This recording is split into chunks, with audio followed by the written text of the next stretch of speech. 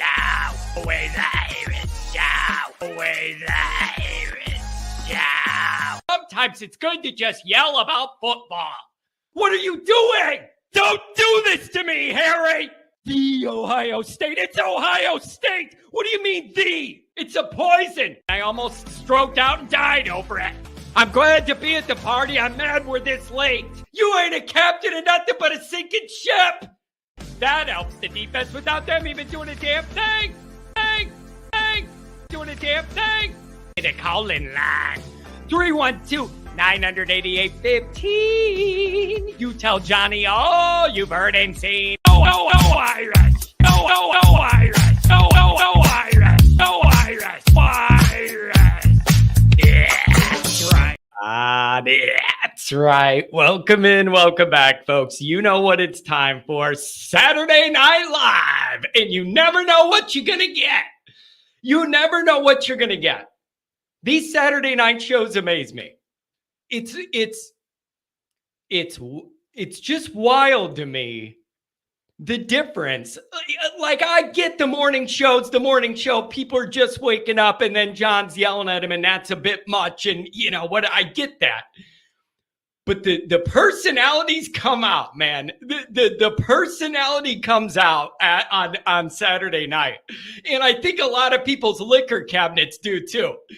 It's just, you never know what you're going to get. And you got to be nimble on the phones to adjust to wherever people are going to go. I don't know, man. It's quite the experiment. And I love doing it because I just go with the flow, man. I just go with the flow. I got to say, though, there's been no commander. There's been no commander since I had my issue. No commander. We're commanderless. And here's the other thing. Yeah, I did drunk. I'm out there doing all sorts of lawn work, man. It's spring. I got weeds I didn't have before. I get rocks moved around from the winter somehow. What did a glacier come through and move all my landscaping? I got a pool I've been opening. Son of a gun. I'm telling you, the pool thing. You want to know what I did last year? Last year. You know, you got this pool cover, and then all winter where I'm at, all the snow, all the ice, all the rain, and then it all sits on top of it. Then the guys come to open a pool. You got to drain the water off that cover for them to open it up, right? So I got a hydraulic pump. You just put in the pool, but on the cover, and you have a hose, and it sucks the water out. You shoot it in the yard, right?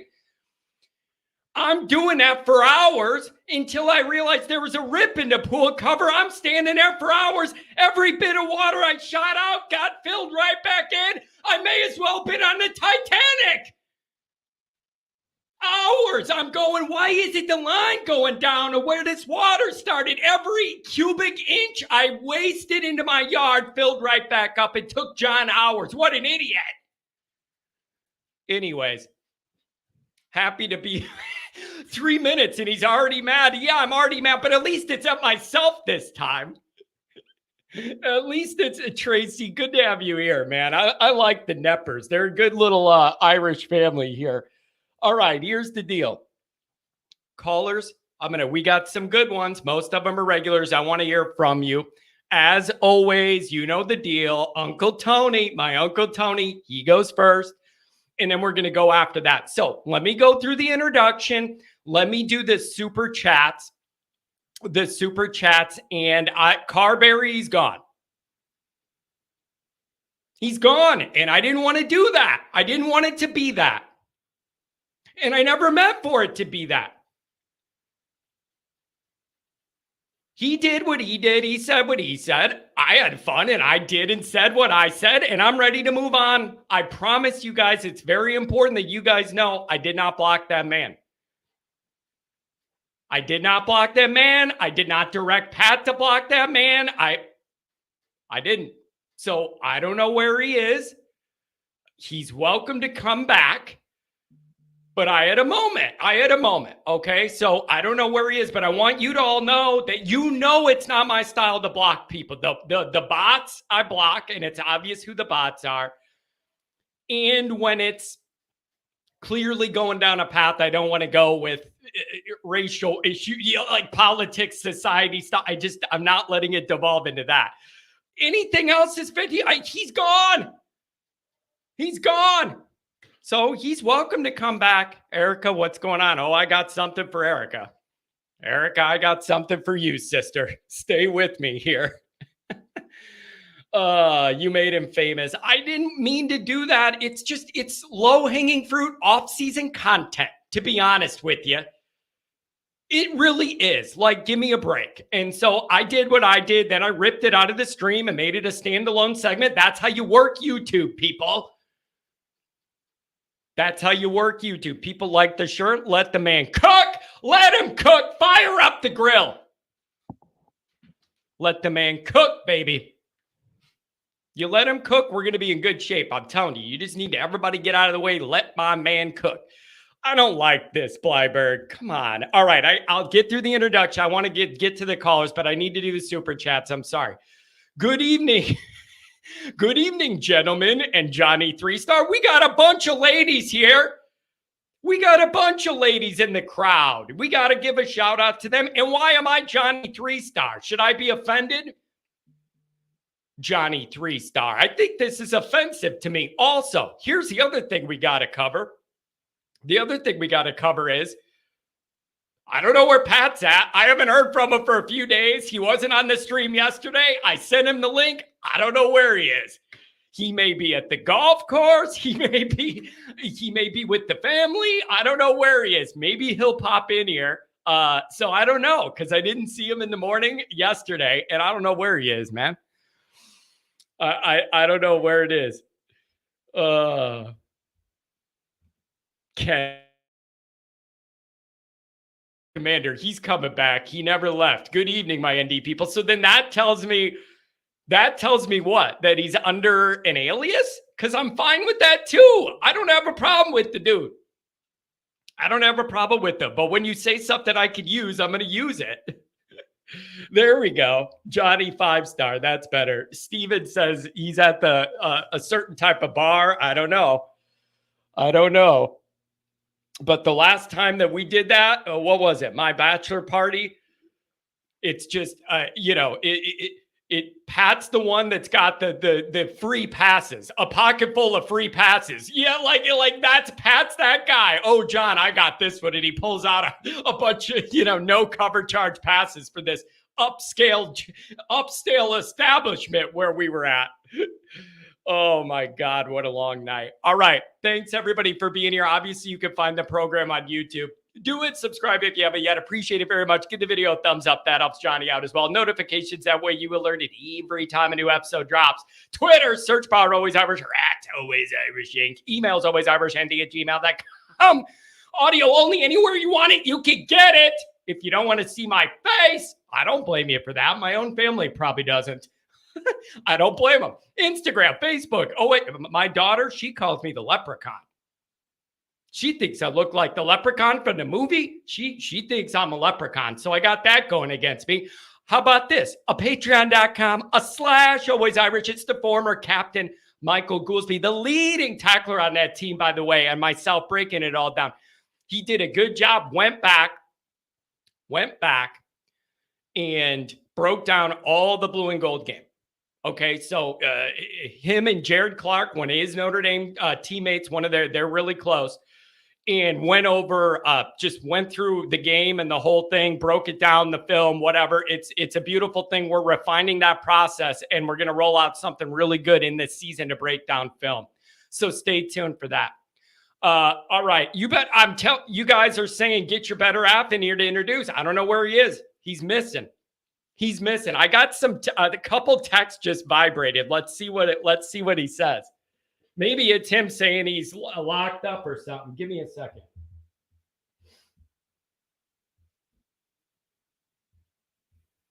Pat's out with the wife. Good for him. I'm not even mad. He's out with the wife. And I told him, for what I'm paying you, $0, you come here when you want. Oh, man. Carl, what's going on, everybody? All right, let's do the super chats, and then we'll give it to the callers here. Homer TD, $20 hour. I can always rely on you all the time.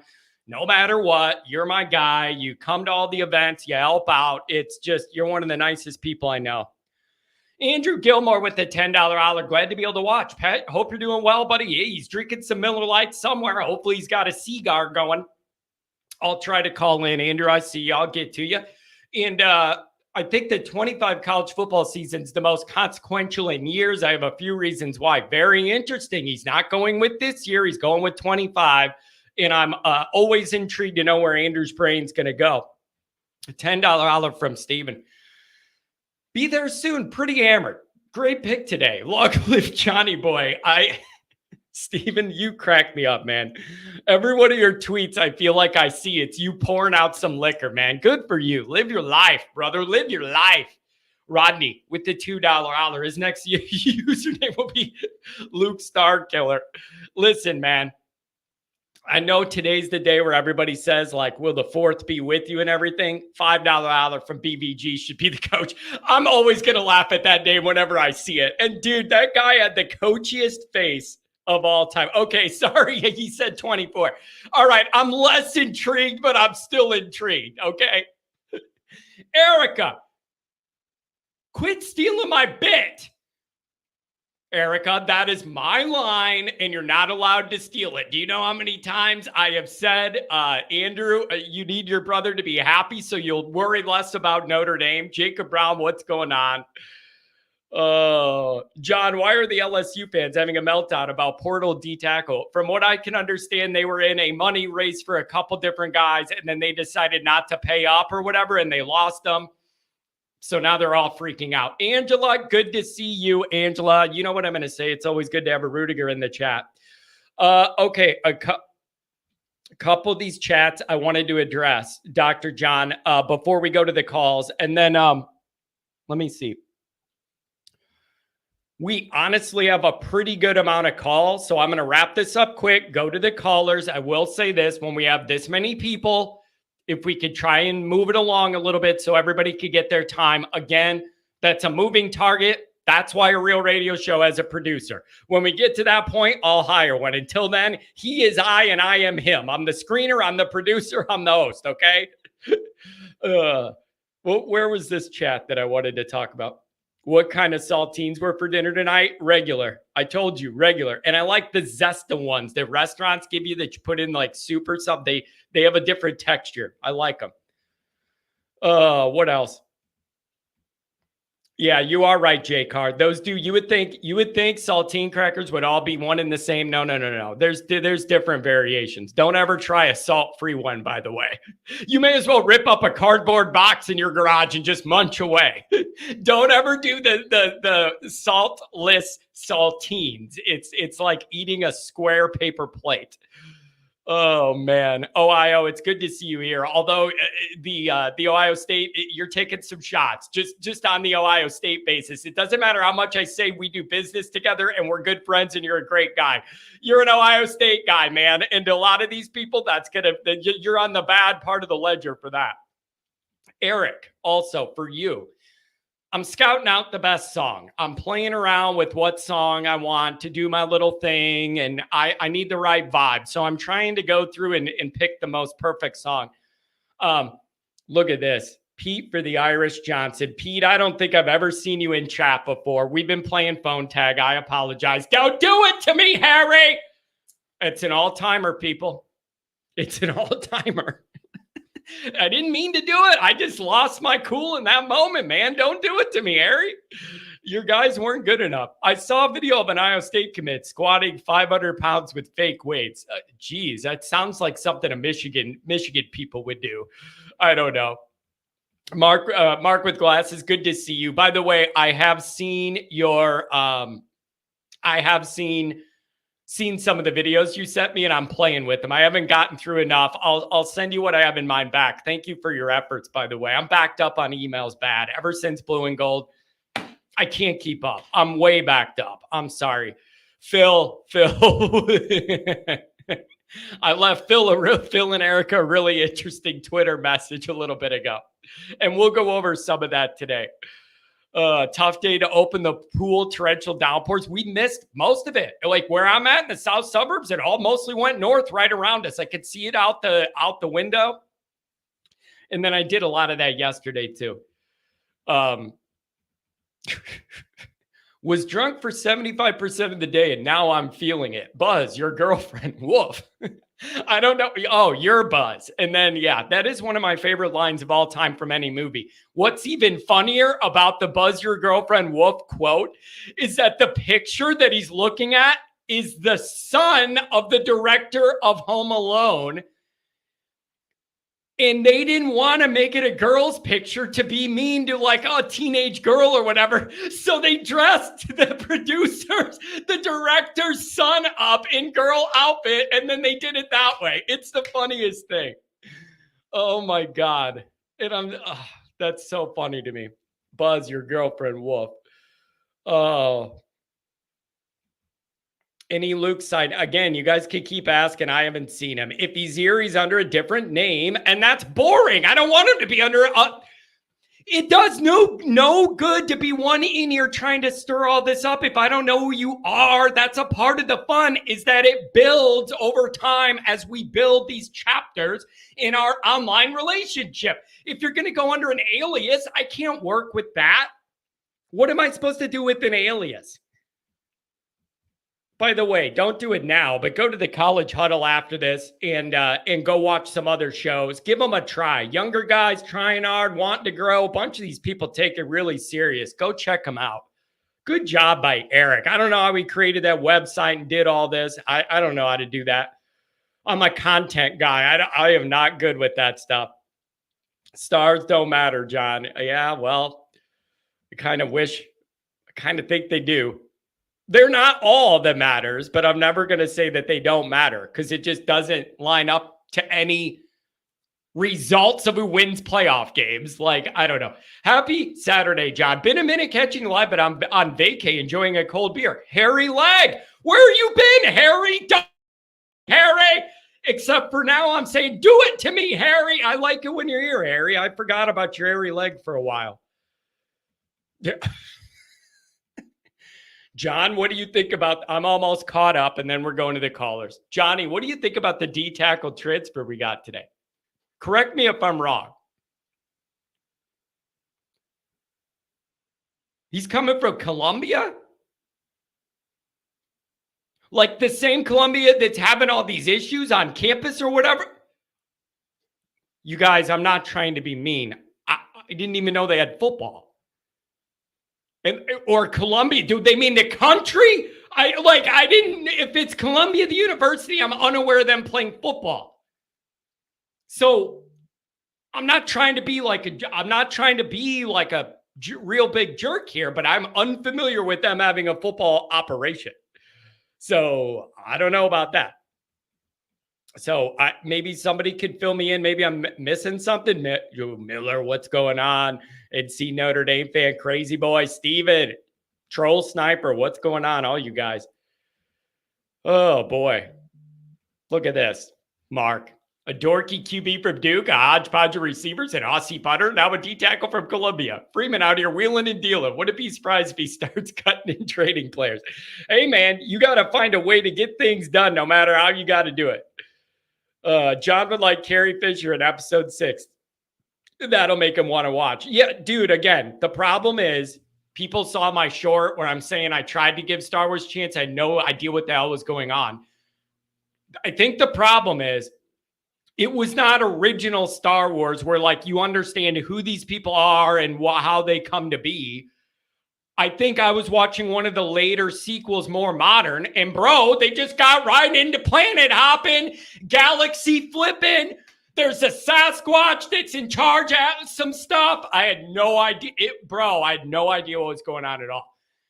I'm looking at a Roomba vacuum doing stuff. These people are flying into different galaxies and planets for I can't tell why. The Sasquatch seems like he's kind of doing an important role. He was in the one I saw, the Sasquatch was like a mechanic. And I couldn't believe I was seeing a Sasquatch fixing like a spaceship. What the hell's going on with this movie? I had no idea what was going on, man. No, we're just flying into a different planet. Do a what? No idea. All right.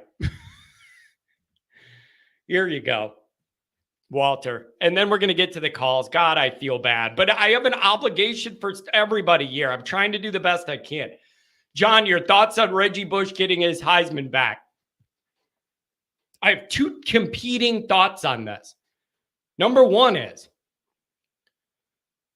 I don't love the idea that you broke rules that were rules when you broke them, but now that the rules have changed, we're going to wipe it out and apply today's rules, even though those rules did exist when you broke them back then when you broke them. So there's a little bit of a slippery slope here in my brain as far as if they were rules when you broke them, just because they're not now didn't mean you didn't break the rule back then. So that's a little tricky. But on a human level, the guy won the Heisman. I saw him do it in front of my face and make my life miserable. Just give him the damn thing. It doesn't matter, like, whether he has that trophy or not. He won the Heisman and ruined my life.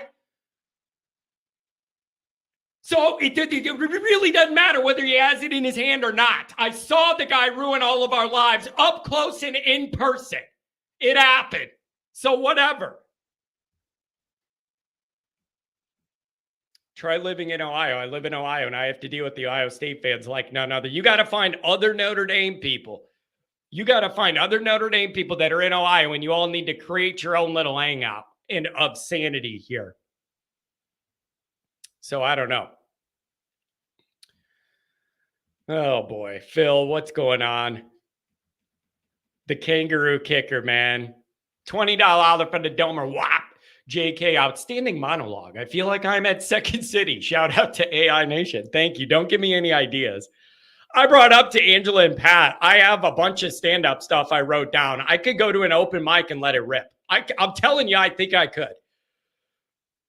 But they both thought that would bomb. I don't think, maybe if I tried it, I wouldn't invite anybody that I know first and then go see how it goes on my own. And if it bombs, then and everybody's booing me off stage, then I'll never tell anybody I did it. Maybe that's the way.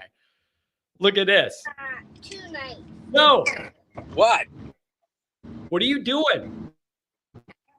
Driving? Driving? Yeah, I'm driving. What are you doing? What do you think I'm doing? I'm about to open up these lines, son. So I had to make one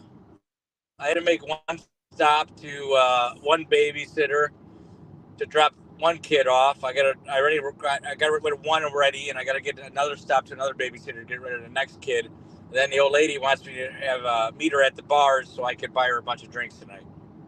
There you go. Well, good job. You want to listen to a couple of these calls? Yeah, sure. Vivi, that's what I mean. I mean your mom. Yes. Beautiful. Yeah. Are you going to manage the chat and the road, buddy? Well, I'm not. I'm out of the chat. I'm just on the road. Oh, that's funny. All right. Tony, what's going on? Andrew, I got Rodney, I got Pete, and more. All you guys coming up. Tony, happy Saturday. Tony, this is 2 weeks in a row. Don't do it to me. There you are. How are you on here twice, Tony? Can you hear me now? Hi, John. How are you? There we go. I got you. What's going on, man? Happy Saturday. Are you excited about our Australian punter named Thor? Hey, John. Before I get there, I want to tell you, I love Saturday Night Live. I just love it. Thank you for doing it. Hey, Tony, you never know what you're going to get. It's the most unpredictable show I ever do. And these are more unpredictable than the Saturday Night Lives after games, because then I know the tone we're going to get off the game. When you do these, you have no idea what you're going to get, who you're going to get, and what condition they're in. Right. It's an amazing trial experiment. You just never know what you're going to get, and we just roll with it. You're absolutely right, and I can't wait to listen. And I'll say what I have to say. And the first thing I want to say is full disclosure. I think it's come out, and I just want to say to Dr. John, I am Marcus Freeman's stepfather-in-law, not his father-in-law. I'm married to Marcus Freeman's mother, or Marcus Freeman's wife's mother, and that makes me the stepfather-in-law, not the father-in-law.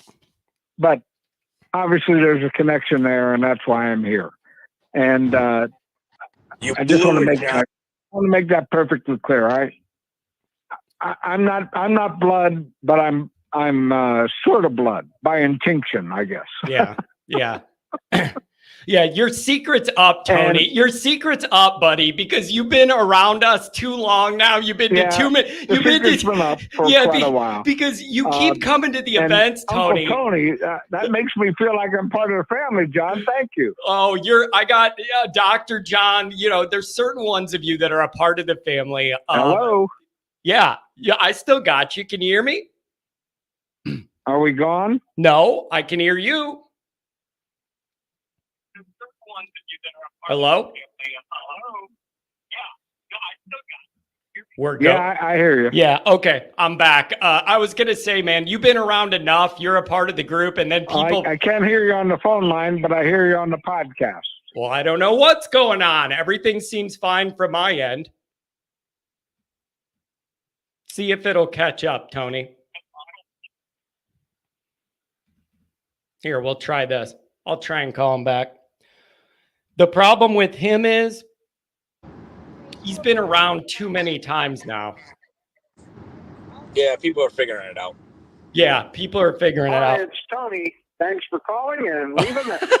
I called him back and I left him a voice. I'm going to leave him a voicemail. Oh. Dr. John did help you out a couple weeks ago or last week. He did what? You outed him last week. No, I think I hinted. I didn't fully. That he was there. What? Dr. John asked you, and you said he was there. And I remember I messaged you, and I said, "Did you just out him?" And you go, "Oh yeah, don't lie." I don't remember that. I think it was like halfway or something. I don't think it was totally obvious. But what does it matter if I say who it is if I don't reveal who it is? You can say a guy was there, but if you don't give the name. Hey, can I all tell right, you a story real quick? Tony, let's try again. Do you got me now? I'm here, John. Are you on? Yeah. Can you hear me? I don't know what's going on. Tony, that's 2 weeks in a row, man. I don't know what happened to the phone there. We're dying on the line. Give me a call back. I'll try and pop you back in. I don't know what's happening. Let's make sure my stuff's working. Andrew, do I got you? Yeah, can you hear me okay? Yeah, can you hear me okay? Yeah, I can hear you fine. Okay, so Tony, this is my test, and it's not me. So you got something going on with your phone, a little delay or something. Andrew, what's going on, man? Happy Saturday.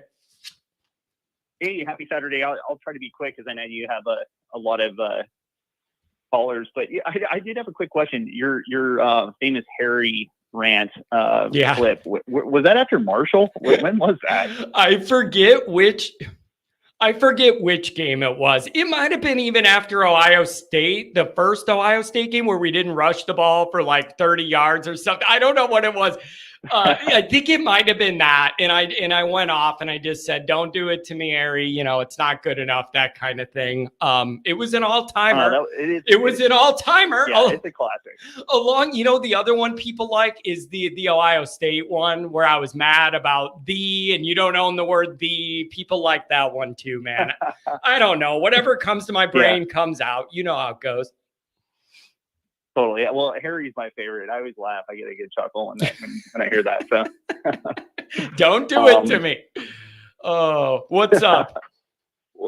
Well, hey, I thought maybe because it's Saturday night that I'd call in and just talk a little bit about like general college football, just because everything's so Notre Dame focused. But I really think that with the advent of the 12-team playoff and then soon to be the 14-team playoff, this is like so consequential in college football. And I think it's going to just make for so much of a better experience for like all the fans, like Notre Dame's fan base, but also like if you are a fan of like a major college football team, you actually have a true measuring stick now. It's not a subjective thing about how your program is doing.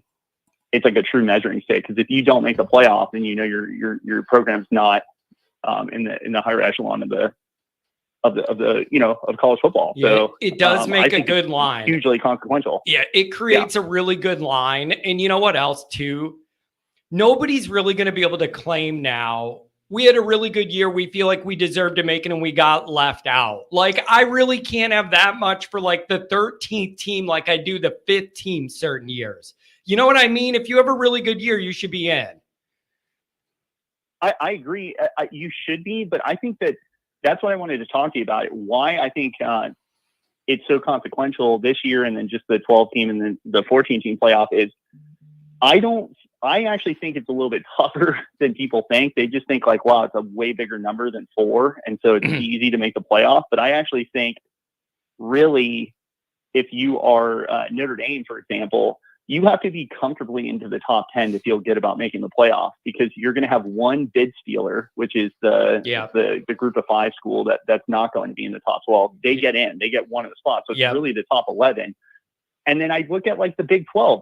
The Big 12, Texas and Oklahoma are gone now. And so like a 3 or 4 loss team could easily steal a bid and get into the tournament that way. So you really have to be like at 9 or 10 to feel really good. Or I would say at 8 or 9 to feel good about making the tournament. You know what I mean? So I think it's a little bit tougher than people think. And how many times has Notre Dame finished in the top 8? I mean, it's not easy to finish in the top 8. So I think it looks like it's easy to make, but it's actually a little bit tougher than people think. Andrew, here's where my mind goes.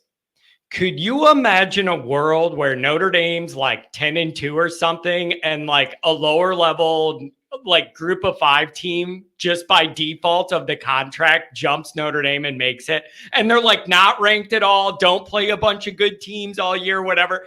It could happen, and Notre Dame could be one of those teams out because you're never eligible for one of those buys. It crossed my mind. It's hard for me to see them leave Notre Dame out in the first year, just because I'm like a cynical person, and I think that the TV executives are the people who are driving this change. So I mean, like, how stupid would it be to leave Notre Dame out of the first playoff? Because that's just, that first round game is going to get a huge number if Notre Dame's in there. With that said, though, I think Notre Dame's schedule kind of sucks, and so if they lose, if they lose to like a bad team or something like that, it might be hard to justify them to get in. So yeah, I think it's possible, but I'm cynical enough to believe that the TV executives would put Notre Dame in, even if they were undeserving, at least for the first year. And then you know what else is the other thing I'm really interested in is this reshaped Big Ten really interests me a lot. I understand there's big changes in the SEC as well, but the Big Ten hits me a little closer to home. I'm really, really interested to see those other teams integrate into the Big Ten, eliminate the divisions, get a more well-rounded spread of teams playing everybody. I'm really interested in that. I can't wait to see the settling line of where each of these teams coming in is going to level out to end up being in the whole stack of the Big Ten. It's really interesting to me. I can't wait. Yeah, I totally agree with you. And it sort of like leads to my point that I want to make, which is I think 2024 is almost like you're a big fan of golf, right? Like the Masters. The Masters on Saturday is called Moving Day. And it's Moving Day because if you're going to try to win the Masters, you got to make a move that day. Yeah, except for this year when nothing happened. It was the boringest Masters weekend I've ever seen. Tiger shoots 80-something and no one makes a move at all, and everybody treads water, and then the best player in the world wins, and it surprised nobody. I was really disappointed, man. I needed that weekend Augusta drama, and I didn't get any. I hear you. Or, okay, fine, I'll be crude. It's shit or get off the pot for a lot of major blue-blooded teams. And I wanted to just kind of go through a few of those teams, because I think it's hugely consequential this year. Yeah. Do you mind if I rattle off a few? Go for it. Number one, your nemesis, Brian Kelly. He's had mixed results in the first 2 years. It's year 3 now. It's a 12-team playoff. Can you imagine what LSU fans would do if he missed the 12-team playoff, especially now that Nick Saban is no longer, coaching football? I mean, I think he probably has the most pressure on him, even though his contract doesn't indicate that he's got a lot of pressure because he's 100% guaranteed. I think just personally, if he wants to walk around Baton Rouge and be able to get a bagel, it's going to be tough for him, or beignet probably. It's going to be tough for him that's nice. to do that if he doesn't make the playoffs. And then the other thing is he's on a similar track to Freeman, where it's like year 1, you have that leeway or whatever, and they had the high point against Alabama that bought him a lot of credibility with that group. And then year 2, and then like he's on a similar track of like year 3. Okay, time to round this into your vision. We should start seeing more of that. Like he's on some of that track too.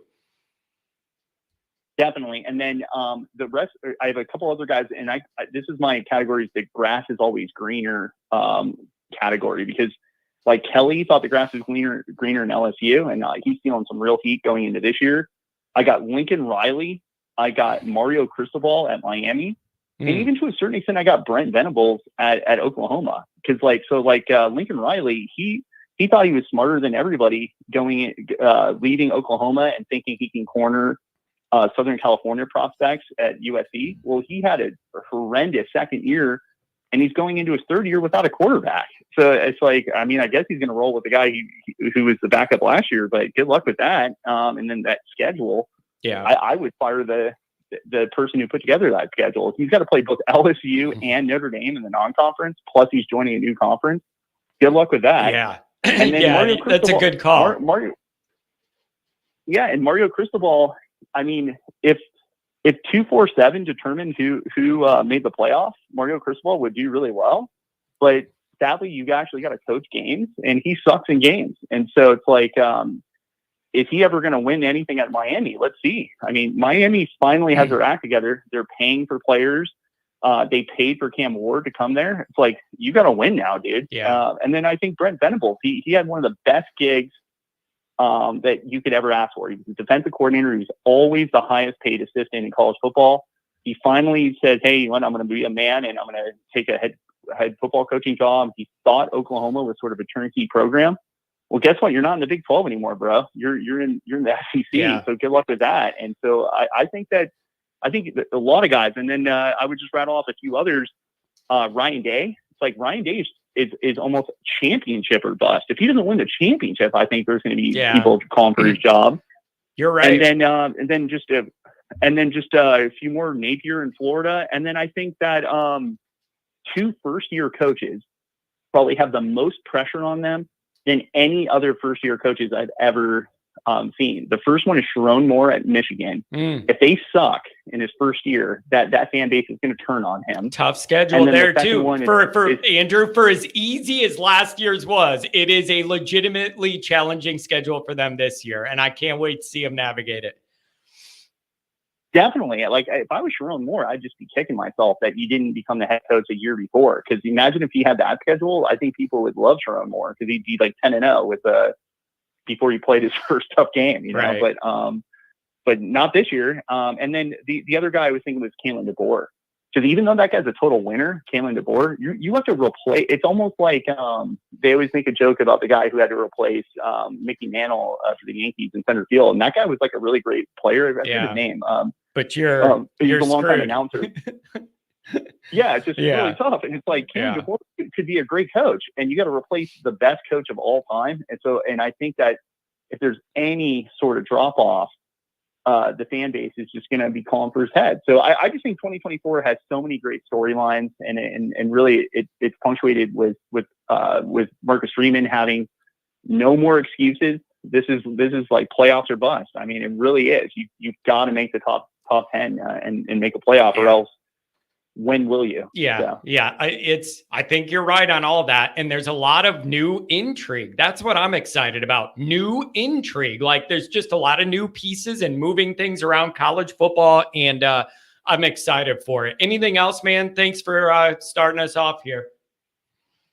No, I just think I'm fired up, and I think that I'm sort of like, I don't understand why people aren't more excited about the expansion of the playoff, because bowl season has been dead for the last 15 years. Like, when's the last time just a normal bowl even mattered? And now we have real meaningful games that aren't just the national championship. I think it's pretty awesome, and then it's going to expand to 14, and then we really do have now. Like, just making a BCS game doesn't mean crap anymore. It's like, you've got to make the playoff. And as long as you've got us into the playoff every year, I think you're good. You're going to get your extension. Yeah. If you miss 2 straight playoffs, I think, and it's not just Notre Dame, but if you miss 2 straight playoffs, you could start seeing coaches who are going 10-2, 9-3 and getting fired. So I really believe that. Man, it's going to be interesting. There's a lot to watch. Thanks a lot, Andrew. Enjoy the rest of your weekend, my man. Hey, thanks, buddy. Have a good one. Pat, everybody thinks you're breaking and entering. It's my house, but yeah. I thought you were going to the bar. Did I miss it? I am going to the bar. I just wanted to talk to you for a minute before I go to the bar. I got all I got 87 calls, so I feel obligated to run them. I just got to tell a quick story. Can I do this real quick? You got. All right. So Monday was surf and turf night in the Cotter house. Let's just say that Lauren's not going to be able to play softball with you for a while. She was slicing potatoes and took off the tops of these 3 fingers. Ooh. Bad. Oh, buddy. Yikes. Yikes. Bad. Well, thanks for that story. Would have went without that. PJ says, who else doesn't want to hear Pat's story? Shut up, PJ. Oh, you know what? First time caller out of the 404, $10 holler. I appreciate it. All right, here's the deal, you guys. Seriously, we got a bunch of callers. What's up? I'm going to chat PJ. I'm gonna... All right, chat PJ. Tony, I'm going to try you one more time, man, and get you in here so you could carry on if I got you this time. All right, Johnny, I'm back. All right. You hear me good? Yep, I got you. Sorry I interrupted your monologue there. All right. The unveiling. Sorry. No problem. I just appreciate the fact that we have a Saturday night call. Back to the top. And I truly appreciate Andrew's takes. I don't always agree with them, but I appreciate them. But that being said, I think I stated before, Dr. John made a statement the other day where I'm the father-in-law of Marcus Freeman. I'm not the father. I'm the step-father-in-law. I'm married to Marcus Freeman's mother-in-law. Yeah. Hey, Tony, we're just glad to have you involved, man. And that's where it is. That's where it is. Welcome to the Irish family, and I'm glad you found us. I'm glad you gravitated to our group, and now you're a part of it. We love having you at every event, and you're just a great guy. It's been great to get to know you. The whole group loves you. Well, I appreciate it, John, and the Uncle Tony thing is special to me. I appreciate that also. I heard you say that earlier, and. Well, no. A couple things I want to talk about. Couple things I want to talk about. Patreon. If the people listening to this show aren't involved in Patreon, you need to get involved, because that's really some good stuff. And I appreciate all that. And I listen to every one of those that you put up on the board, and I appreciate that. Thank you. And as far as the portal goes, you know, we got a punter, we got a defensive tackler, and I'm not so sure. You know, you mentioned that you didn't even know Columbia had a football team. Well, they're in the Ivy League; they have a football team. I'm sure he's just a depth. Tony, you know why I don't know? Because I'm not even smart enough to even know they got a football team, let alone get into the Ivy League. That's my problem. And that's okay. And I'm sure he's an addition to the depth chart, and that's a good thing. Yeah. We always need more depth. But the exciting thing is the punter from Australia. And, I saw something today where he's the next Hartman, because he's a good looking kid and all good. That's wonderful. But let's hope he can punt, and let's hope he can help the team. Yeah, he's a good looking man, though. I mean, if the people liked Sam Hartman, I think they're really gonna like this guy. He's a good looking man. I'm not afraid to say it. He makes Hartman look borderline homeless standing next to him. He's way bigger, way stronger. I think he's probably better looking. It's unbelievable, unbelievable. He's gonna have a lot of the folks on that listen to you and participate in this podcast. You're going to make a lot of our wives happy. Yeah, I know. That's a good thing. Yeah, tell me about it. So yeah, we're doing good on the top model search here. I just hope we can win some damn football games in the middle of it. Okay, is that too much to ask? Yeah, no, it's not too much to ask, and it'd be great if we can win some games because of what he does. But can I go back to the tailgate? Can I go back to the blue and gold tailgate? Yeah, go when I for called, it. A week or so. When I called a week or so ago, I talked about the tailgate. We had a great time, and everything your family does is just wonderful. And but I met a guy named Jack Sacco, and I know he's very close to you, and he impressed the hell out of me, and he invited me to join some additional people after the tailgate, after the game, and so impressive that Jack took me to another place where I met some long-term, deep-rooted Notre Dame folks, and I know you know what I'm talking about, but it was really special. Really special. Yeah, man. We have such a good group, man. And Jack's a loyal confidant, one of the people I'm closest to, and we bond through our Notre Dame-ness. And now you're a part of that. And I'm really glad you got to experience all of what you did. Really unique people, really special people. And I'm glad you got to see all that. And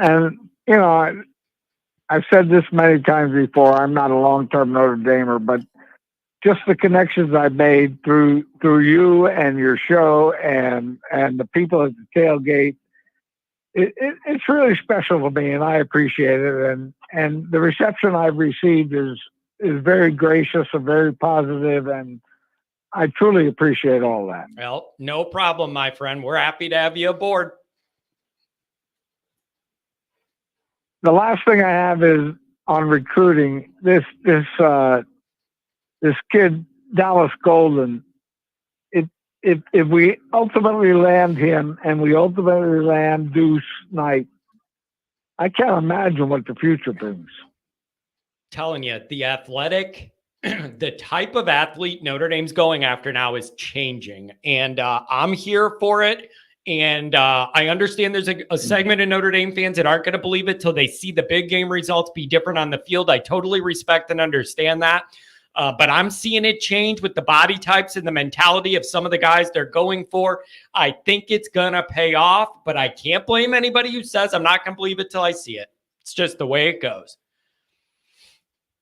Well, and I guess most of us are like that. We want to see the end result, and I have no problem with that. I've told you in the past, you can say what you want. It's not going to offend me.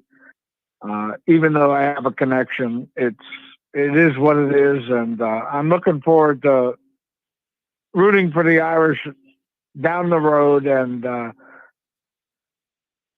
what else can we say? The future looks bright. Yeah, but it has to be proven on the field. Yep, and it'll be there before you know it, Tony. We're going to burn through these summer nights, and then we'll be there. We'll be there before we know it. And I'm also looking forward to, you had mentioned the other day on your podcast that you're looking to do something for Ronald McDonald. Every time I go through the McDonald's, which isn't very often, but I always put my change in the box for Ronald McDonald House, and I know it has a special meaning to you. But if you do anything, I'm willing to participate in anything you have or want to do to promote that charity, and I'll be there for you. I appreciate that. Let me get it more organized and come up with what I want to do. Thank you very much. I really appreciate that. All right, John. Appreciate it. Look forward to listening to the rest of the podcast. Love you guys. Love you, Pat. Love you, John. And love the Kennedy family. Thank you. Oh, thank you very much, Tony. Take care. And I do want everybody to note that even though he has that connection, he always tells me repeatedly, I never want you to adjust anything you're going to do or say based on our relationship and our friendship and all that stuff. So there's never a thing of like, oh, I can't yell because we lost because Freeman's father-in-law is here. And that's never been a thing. And he makes sure he goes out of the way to make sure that's not a thing. So I just want to throw that out. Pat, you got to get going, or what's the deal? Yeah, I got to go. The old lady's waiting for me. Apparently she can't buy a drink without me. Yeah, that's because her hand's all cut off. That's why. It's because all the money's in my pocket. Oh, well, in that case, hey, thanks for popping in, though. I know you're running around. You have things to do. It just means the world to me to see you pop in. Thank you. All over the place. But yeah, we're gonna go and hang out for a while. Have a good show, Johnny. Everyone in the chatters, have a good time. PJ, go F yourself. Yeah. That's true. I love you, and buddy. Also, we miss you and we love you too. We love you, like PJ. So everyone knows, PJ and I, we go back to like 7th, 8th grade. PJ was best man at my wedding. John stood up in my wedding as well. You know, but there's anything that PJ says, it's not true. Except it's probably all true. But. It's probably all true. Yeah, we all go way back. It's a little scary. All right. Andrew's like, PJ's here. Yeah, I know. It's great to see you, PJ. All right, Pat, go have fun. Later. Have a good show. Later. Thank you, sir. Appreciate it. It was nice of him to stop by. All right. I still got a bunch of phone calls. Some of these people donated, so I want to keep it moving and try and be respectful of that. 818, what's going on, Rodney? Don't do this to me, Johnny. Don't do it to me, Harry. I wonder what it's going to be this year. Who knows what it's going to be this year? Man, what's on your mind? Are you looking at pictures of Thor, the kangaroo kicker, or what are you doing on a Saturday night? A thought crossed my mind. I wanted to ask you. Right before I ask that question, I wanted to bring up just it's going to be very interesting, organically speaking, as we go throughout the season, as a college football fan, not necessarily just as a Notre Dame fan, how this all unfolds in terms of creating excitement for the playoffs. There's a lot of theories on what it's going to do, both positive and what it will do negative, like the regular season maybe not meaning as much as it used to, but more teams having access. It's just going to be really interesting to see as we go through the season, as we get closer to the midway point, to the end, how much of a role that does play or doesn't, or how much of a surprise. Like, what are the surprises that are going to happen because of the playoffs this year? What's going to change that maybe we weren't aware of? Those kind of things, John, are really going to be intriguing for a first-time thing, because you know what I'm saying? How people will try to prognosticate when college football changes, and it's changed a lot over the years, with what that's going to do to the season, this or that and the other. And then you look back and say, oh, did that really? And then the things that no one thought of that, become a factor. So that's just one point I wanted to bring up. That you know what? It's just going to be a fascinating. That's a good point. I like your final point. There are a whole lot of items we're all looking at that we can identify, that we're going out of our way to look for and monitor in this new format and all the changes to the conferences and the playoff and whatever. But I also like what you brought up about there's going to be unintended consequences of this that none of us are aware of or realize yet, because that's how all these experiments go. I'm almost more interested in what we're going to learn that we don't have our eyes on now. But a year from now, we're going to go, okay, look at this trend or look at that, like that kind of thing. Yeah. I love that. It's going to be a really interesting year. There's a lot of changes. Everybody should be excited. This is honestly, it's like kind of ascending at the same time Notre Dame's ascending as a program. And so it's a really interesting time. It's fascinating. It's absolutely fascinating. I am so excited about this upcoming college football season.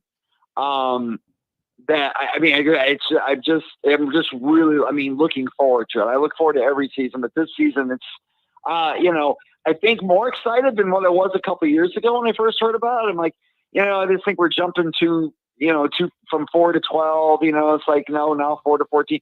I actually though, now it's something I've really wrapped my head around and like, okay, while there's still things that would tweak it to be a little bit better, I like my idea of having the bye come in the second round and only involve 2 teams.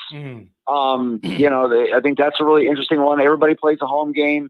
After that, after you have 6 teams left, you re-rank them with that whatever college football committee that's already there.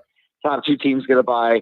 I like that idea, but other than that, it's still very fascinating to see how it goes on. But I wanted to ask you, and this is kind of kind of a question to the Notre Dame chat as well. I want to get specific here. I would assume you thought of this. I can't believe you haven't with the way your mind works. But I want to ask very specifically, what do you predict? I want you to give me your prediction on Notre Dame's final ranking. I mean the final ranking before the playoffs. I know. And I want to follow to see where we went as the season goes along. And who you think, assuming you think you're going to lose to somebody, which I assume you will, what team you think that's going to be? Oh, it's a good point. So you're asking about our final ranking going into like playoff seeding, you mean? That's exactly what I'm asking. What's the lowest seed that gets to host a first round home game? Is it 8? Yeah, it would be 8. 8. I'm going with 8. I think Notre Dame's I guess that maybe that would depend. I don't know if that has to do anything with Yeah, I think 8 would still get the minute no matter what. Yeah. I would still get them a whole game. Here, okay. I think there's 2 different tracks. I think there's an 11-1 track and then a 10-2 track. And that's what's in my mind. There's an 11-1 track, which gives you that December 20th night home playoff game in cold December in South Bend, which will be magical. And then if you have 2 losses and you make it, then I don't know what's going to happen because you're going on the road against somebody good. And I don't know. So that's like the difference I see between like a 10-2 track or an 11-1. Andrew, I get it. Andrew's saying they should run the table with that schedule. It's hard to run the table That's with not gonna happen, man. I'm telling you, they're just not going to. My argument against this is the odds are against any team running the table, no matter how good they are. That's like my default. And now that you have a chance to make the playoffs, there's maybe less of that push to an undefeated season as maybe you would have otherwise. That's the other reason I think it's unlikely. And it just seems like, again, I'm not trying. We've only had 2 seasons with Marcus Freeman. It's hard to do. And I think as much as I love Freeman, as much as I think he's going to succeed, I think he's very capable of, while he gets better and better and better, I think there's going to be that one game a year that they just aren't where they should be. I think you're going to see it a lot less than Brian Kelly, but I just got that feeling. And I think that comes, John, with just the Notre Dame, the pressures that come from being Notre Dame. I think a lot of it has to do with that it's just hard to get a team. Brian Kelly had some relatively easy, I don't want to say easy schedules, but they weren't super. The ones where they were undefeated, in 2012 being an exception, that was a tough schedule they had that year. And their defense was legit. But the 18 and 20, even though I think those 2 being undefeated, was the beneficiary of having a relatively easy, not a horribly difficult schedule those 2 years. Yeah. Still probably, top 30, whatever schedule. But you see what I'm going at, where I'm getting at. I just think that it's going to be very hard, especially with knowing you can still make the play. I just think that push for undefeated seasons is going to be, and it's probably going to be that way all around. I just think that's going to be interesting, John. It's going to be, like we were just saying, unintended consequences. what happens if Alabama, just using this example, is undefeated at the end of the year, and they've been the number one team all year long, and if they lose, they probably still get in the bye. They still get a bye. So is there as much focus for them to win that final game, which let's just say it's Auburn. If Auburn wins, they probably get into the – I mean, you know what I'm saying? Like these kind of things that have never been a factor before, Yeah, it's going to be interesting. You know what else is on my radar as well? I don't know how often it's going to happen. You're going to end up with a lot of repeated matchups, and you're just going to, because of the way this is going to shake out. Yes. You're going to, and that is its own unique dynamic.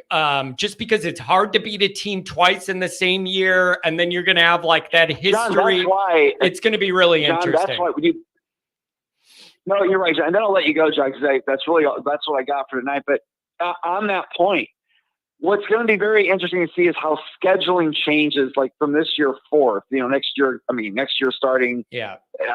Depending on how many years ahead they make these schedules, to where you might see these rivalry games start getting moved to the earlier part of the season or even mid-season. Because at least if you're seeing a matchup at the end of the year, or in the first round of the playoffs, you're seeing two teams that are very different. So at least it's not, we just saw this 2 weeks ago.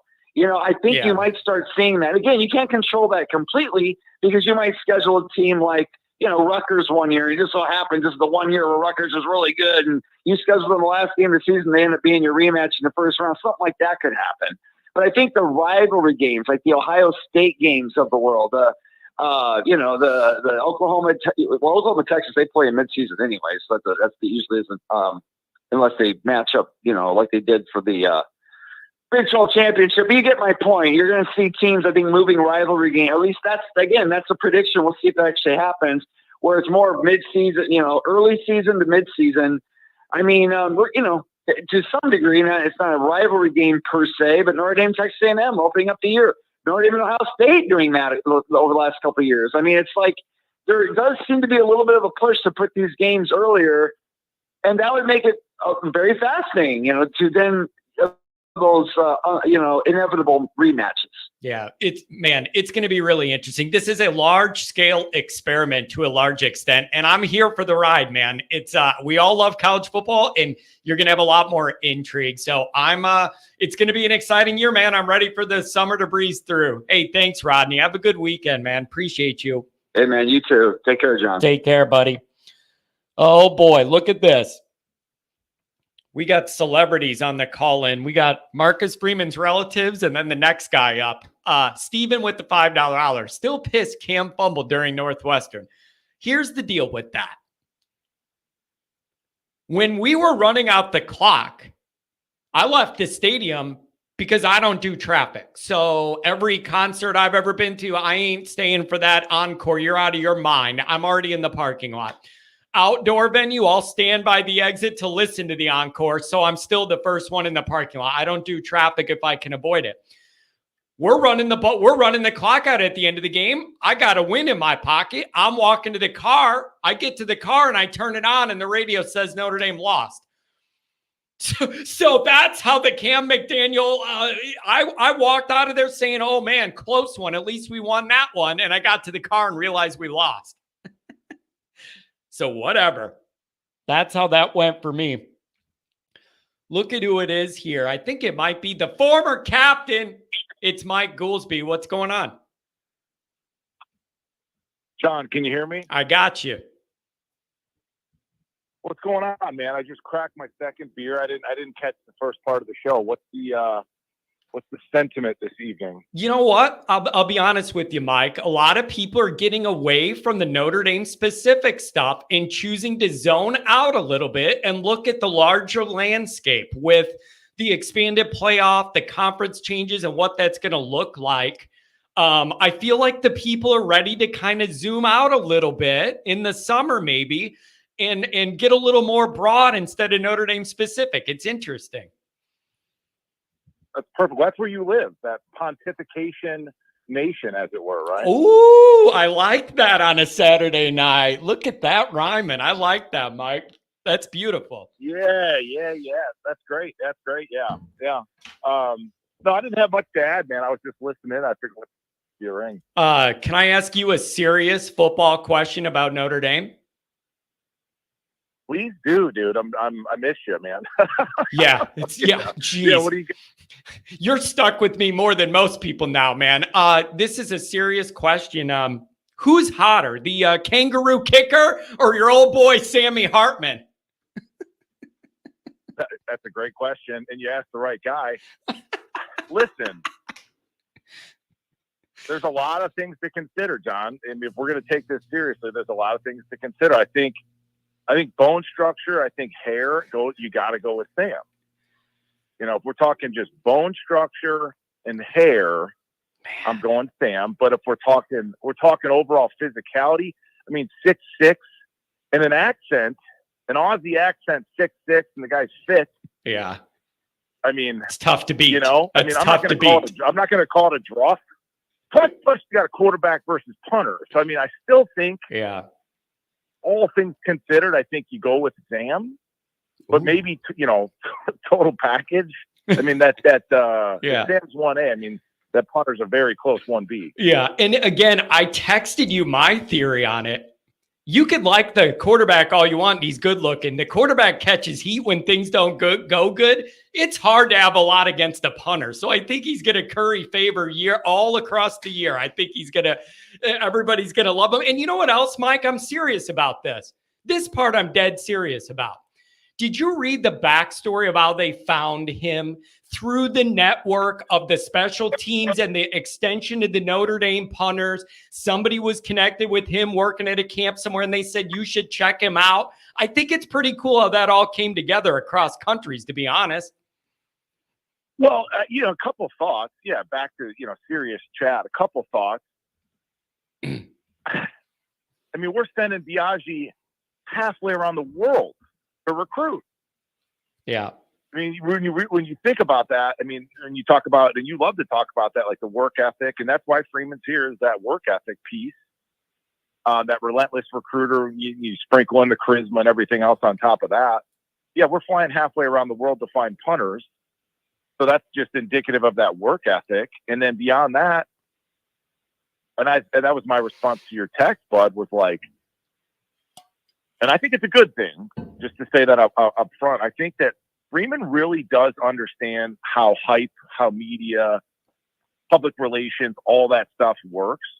So, like, we've got a 6'6", stud punter from Australia, and it just gives Notre Dame fans and it gives college football fans one more thing to think about that brings you back to Notre Dame.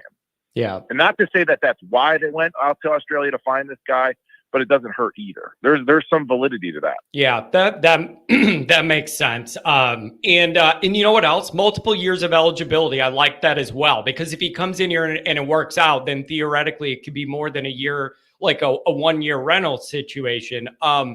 Mike, here's another question. Good question here about your old position group. Couple things.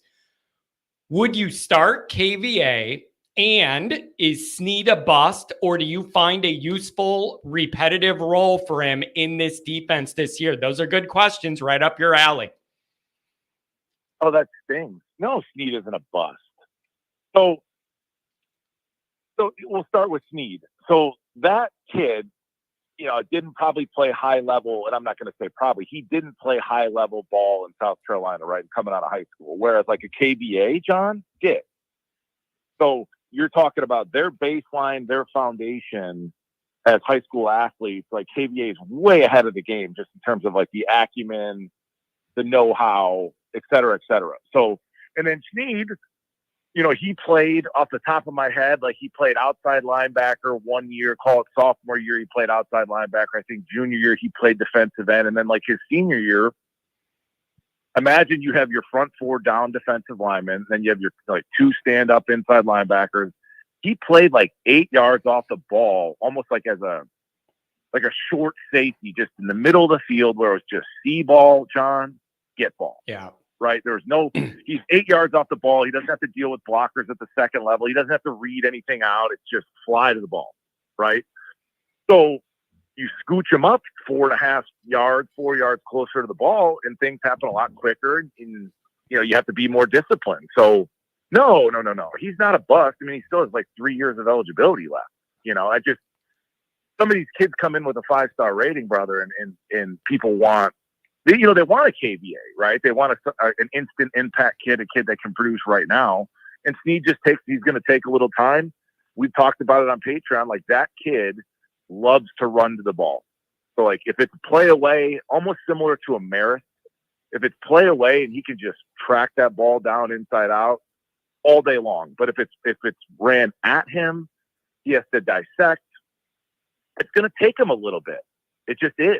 But as a gadget guy right now, as a rush guy, he can cover, man on man athletically. I still think he's the only really kid on the roster that's physically suited to play the rover position. So the book has yet to be written on Jalen Snead. I think he's just now kind of to come into his own. I really, really, really believe that. And for a guy like Al Golden, he's just a Swiss Army knife. And he's just one of those kids, John, too, that, like, however the NFL shakes out for that kid, his best football is ahead of him. Like Micah Parsons was, I think, the 11th pick overall at Penn State inside linebacker. Now he's a Hall of Fame rush guy. You understand? Yeah. In Dallas. And then should KVA start? Probably. When I saw his film and when he committed, I said that on the YouTube show. I was like, man, I think we found our next starting Mike linebacker. And I like Drake Bowen. I really, really do. If you took away Drake Bowen's kind of intangibles, John, like the leadership stuff, the toughness stuff, right? There's a lot of kids that can do what Drake Bowen can do. There's not a lot of kids that can do what KVA can do. Yeah. Do you think that's a thing where they ease him in a little bit, and then after that he's too good to take off, and then he's there, like, establishes himself? I could see them doing that too. But then when he's out there, he's making so many plays that he just ends up, he's just too athletic to remove. I could see that being a scenario too. Dude, go back to the spring game. He's playing cover 2. He's got the middle vertical. He's running the seam in cover 2. Like, almost picked up a pass. I was like, the kid should be in high school right now, and almost picked up a pass in a college spring game. He'll probably roll in. I mean, by the end of the year, I'd predict he'd be your starter. I mean, I'd put a fair amount of money on that. Yeah. But I think in general, John, man, there's so many kids in that linebacker room that are dripping in talent. You're going to see it. You're going to see a rotation. I mean, you're going to see 3, 4, 5, 6 guys play. I don't see how you get around that. Because again, half of the landscape of college football for these coaches, dude, is keeping these kids happy so they don't, bounce out of there. So yeah. I fully anticipate you're going to see somewhat of a rotation. I do. Yeah, it's going to be really, really interesting to see, because they get just all of a sudden there's like 7 or 8 legitimately intriguing guys back there, and you got to try and find a role and make it all fit and make it all work and figure out who does what. What else is on your mind this weekend, Mike? You know what I think? Yeah. You know what I think it's going to be is, like, I don't have any insight on this, but I just think that, like, Al Golden's scheme can be so multiple. Like, he can pull any kind of rabbit out of that hat. So let's just say if he's got 2.5 schemes going into a given game, I'm going to use these 2 guys for this scenario, for this down and distance, scenario. And then I've got these other 2 guys for this scenario. And then maybe I can rotate, 1.5 guys in both. Does that make sense? So Yeah. if it's 3rd and long, I'm going with these 2. If it's 1st and 10 mixed down versus 21 personnel, I'm going to plug these 2 in. That makes sense. What about this? Does that make sense? Versus, Yeah. like the last couple of years. Sorry, John. The last couple of years, you had JD and Marist who could kind of do everything. Where it's like, well, I don't want to put the entire defense on these young kids.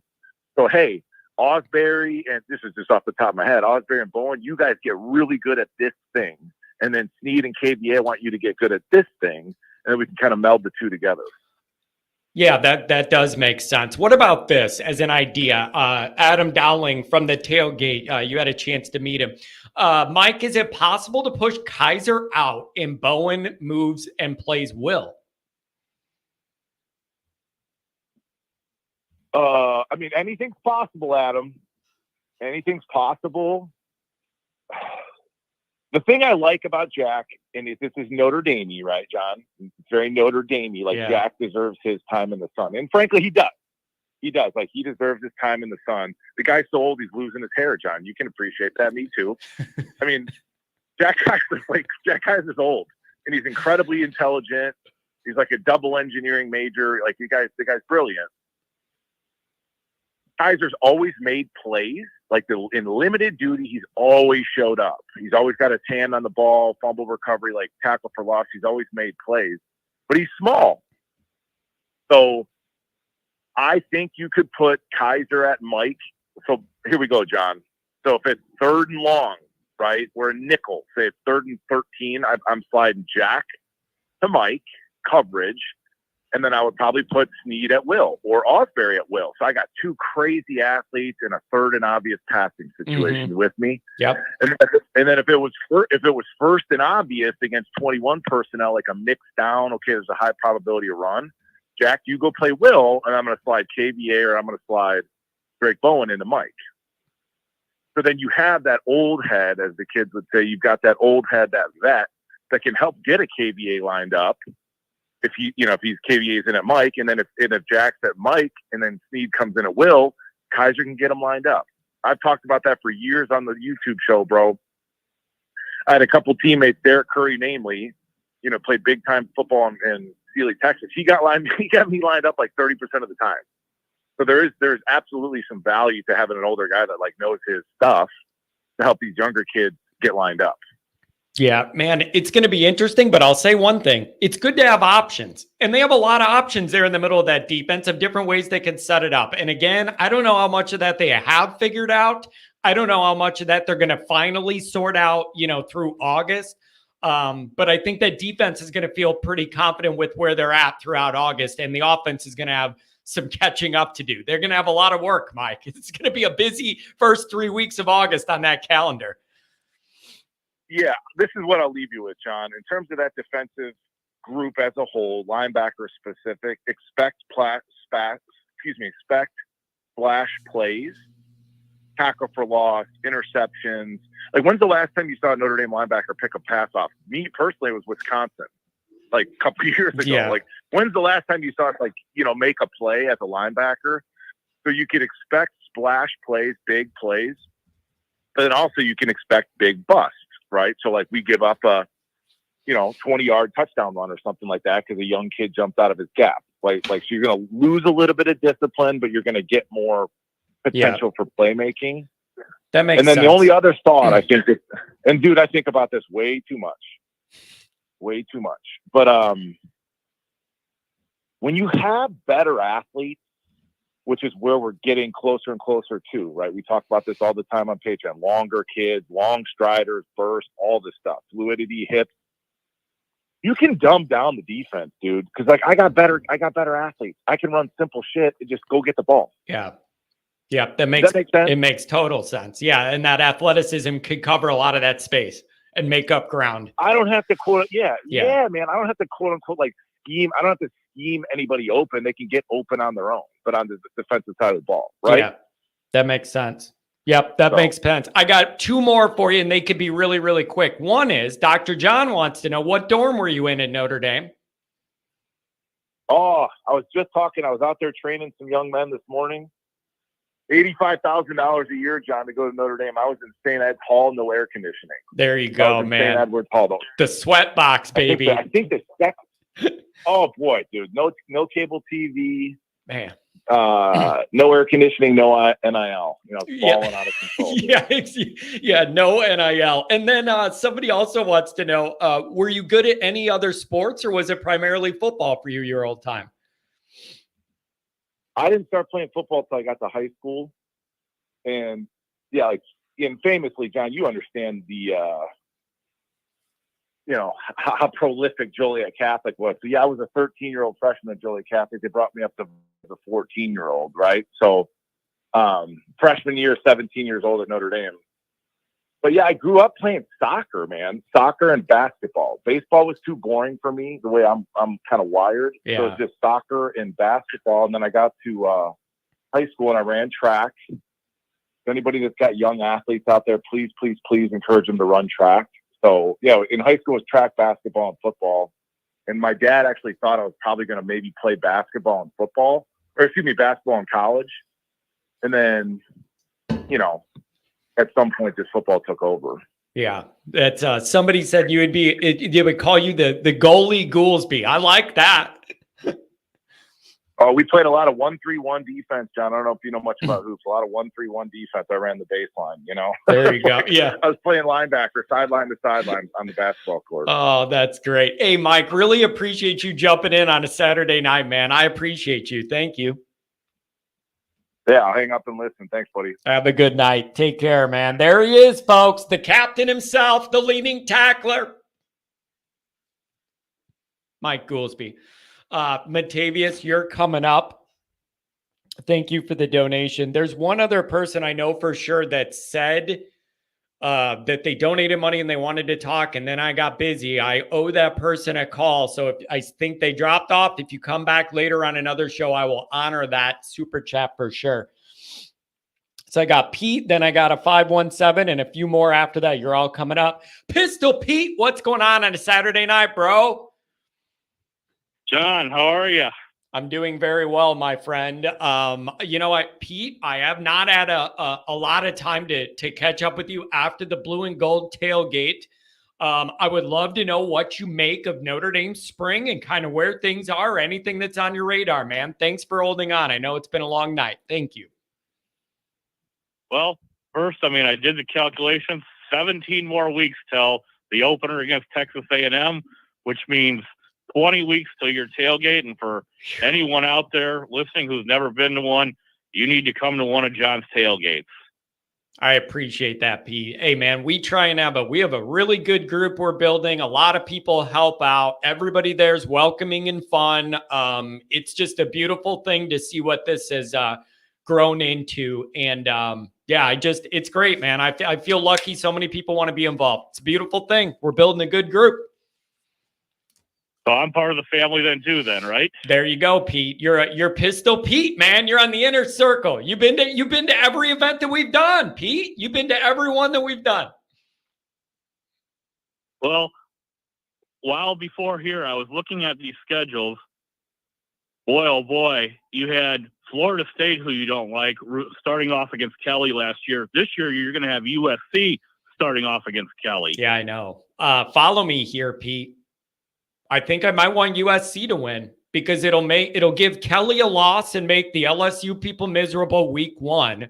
Also, it'll artificially pump up USC to think they're better than they are, only for us to knock them out later in the year. And then it helps us more because they have one more win instead of a loss. That way, I win no matter what. The LSU people and Kelly are miserable.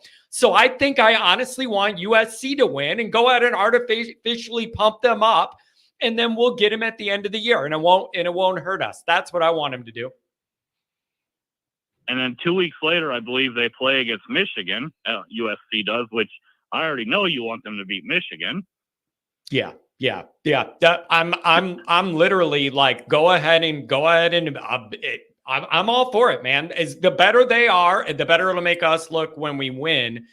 I'm interested to see USC this year, Pete. You don't have the Caleb Williams thing.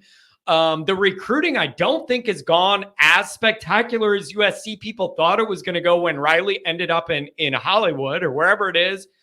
And so it's going to weird. Yeah, Hollywood for sure. It's going to be really, really interesting to see one, that defense. I want to know about that defense too. They got a new defensive coordinator. I want to know how quickly they can flip the efficiency of that defense and with the talent. And then on offense, see what they do at quarterback. And then you mix all that into the new Big Ten and see how they hang week to week in the Big Ten and figure out kind of where USC is going to be in that initial pecking order of the Big Ten conference. It's going to be really interesting, Pete. There's a ton of exciting things to look for this year all over the country. Yes. I happen to look at Michigan's schedule this year, which you had good reason to say what you did last year. I still have some concerns from our standpoint. The first 5 games they play are at home. 8 of the 12 games overall they play are at home. Man, how do they keep building that out? It just seems like every year that's the case. It's wild to me. I agree. Now, last year you talked about painting yourself red for the opener for Florida State against LSU. Yeah. Are you going to go get some kind of wooden Trojan horse then for the opening game this year? Yeah. I don't know, Pete. I mean, I really don't want to be seen riding a USC horse around the old neighborhood here. But if it's going to ruin Kelly's night, I might consider renting a pony for the day, Pete. You got to stick to your guns of rooting against Kelly, of course. Yeah, but I do really mean that. Like, go ahead and let USC be as good as they can be ranked when we get them at the end of the year, and then we could ruin it. So, whatever. I just, it would be nice to see the LSU people freaking out week one. It would just be really nice to knock them down a peg. And then I'll deal with USC, and then I'll deal with USC on Thanksgiving weekend. I have a long time before I have to worry about it. And then I'll deal with them later.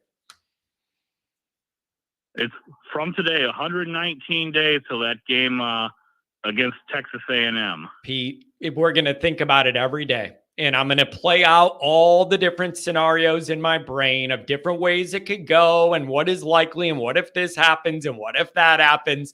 And it's a big moment for Notre Dame. It's a big moment for Marcus. People are ready for this team to start turning a corner, and you just want to see if the corners turn into something good or something's bad. So we're ready to see the next iteration of Notre Dame football. I'm ready to see more of a Marcus Freeman's vision taking the field, and I think we're starting to see more and more of that. And it has to be a big. It has to be a big first week. You got to play well. Absolutely. We need to come out of College Station with a victory, because that would be a big momentum starter for the season. Oh, because the schedule, that's one of the bigger games of the season for us. Pete, I know the way you are with Notre Dame media. I know you consume Notre Dame media all the time. You're reading things, you're looking at videos, you're, looking at paying attention to everything. It's, the way this goes with Notre Dame fans and the momentum or the lack of momentum and the emotion involved. There's no scenario where you could be entering year 3, think we have a pretty darn good team, lose week 1 and maintain momentum. It's going to be all gone. All the build up through summer, the excitement for the first game and everything. If you lose night 1, all the air goes out of the balloon and everybody's miserable. Everybody's going to be negative. Half the people on my morning show are going to want Freeman fired the next morning. Everybody's going to be upset. And the other thing, Pete, is there's a trickle-down effect. You play Northern Illinois the next week. You could beat them 60-14. It isn't going to move the needle at all if you lost week 1. So there will be a delayed hangover of misery. Even if you beat Purdue or Northern Illinois, you lost the first big needle moving point. You just need to avoid all that and win week 1. You don't have to be perfect, damn it, but you just got to be good enough. Get the win, and then we can polish everything up after that. Get the win. Yes, get a win against the team with that, as you call it, dirty oil money that they have down there. Yeah, there's a lot of it. Dirty oil money. I'm telling you, man, Jimbo was a snake. I don't trust him. I know he's not there now, but I still link him to a lot of what happened with this team. That guy's lucky he stumbled into Jameis Winston, or he'd be an insurance agent somewhere. I don't think he's a good coach. I don't respect him. He's shady, and you can never trust a guy named Jimbo anyways. I figured I'd ask you this too, because obviously last season you started doing the post-game show 1 minute after the game. Have you ever thought, I know it's a shorter time period, of doing a halftime show?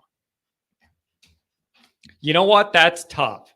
That's tough because it's so quick and people are in the middle of things. And a lot of times I'm organizing my first half notes to get ready for the post-game show. That's a tight window, Pete.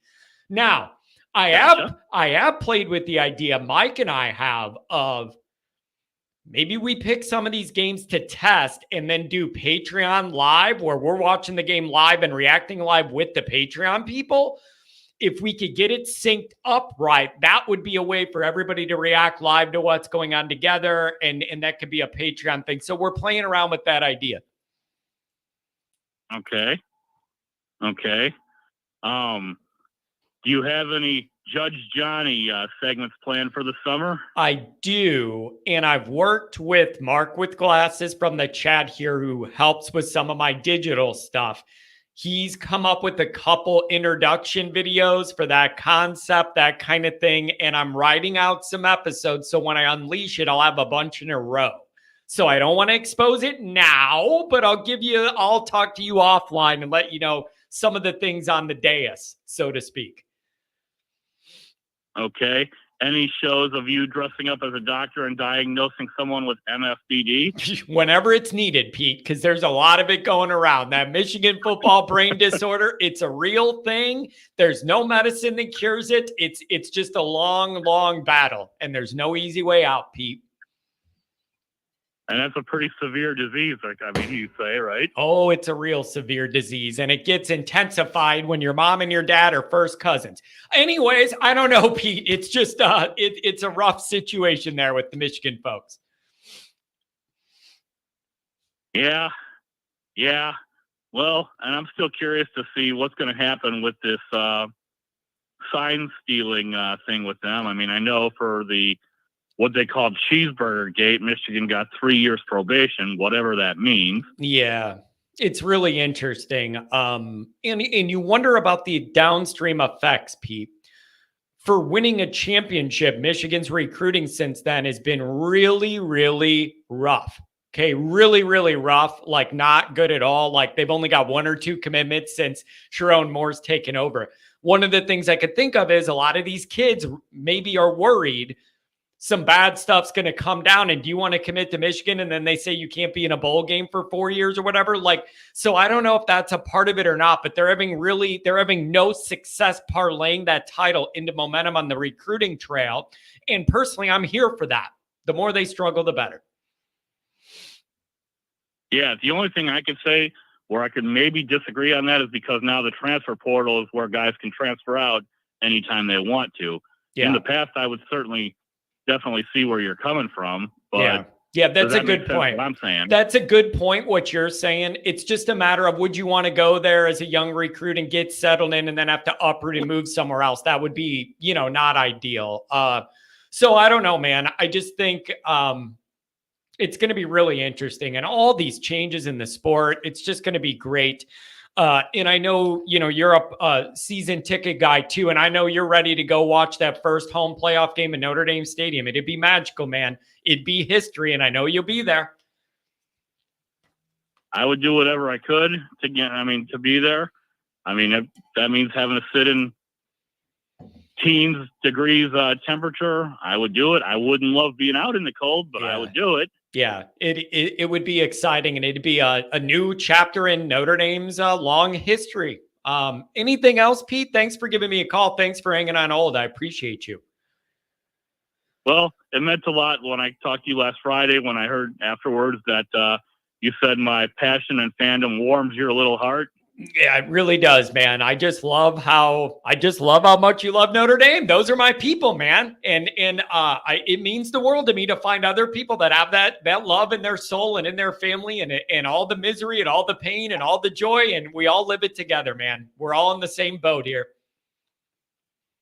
And of course, as I said to you before, if there's a day where you have laryngitis, I could be your backup at the start of the show and say yeah, that's right. There you go. I like it. Beautiful, Pete. You're getting good at that, man. I might hire you to do some voiceovers. Have a good Saturday night, man. Enjoy your Sunday, okay?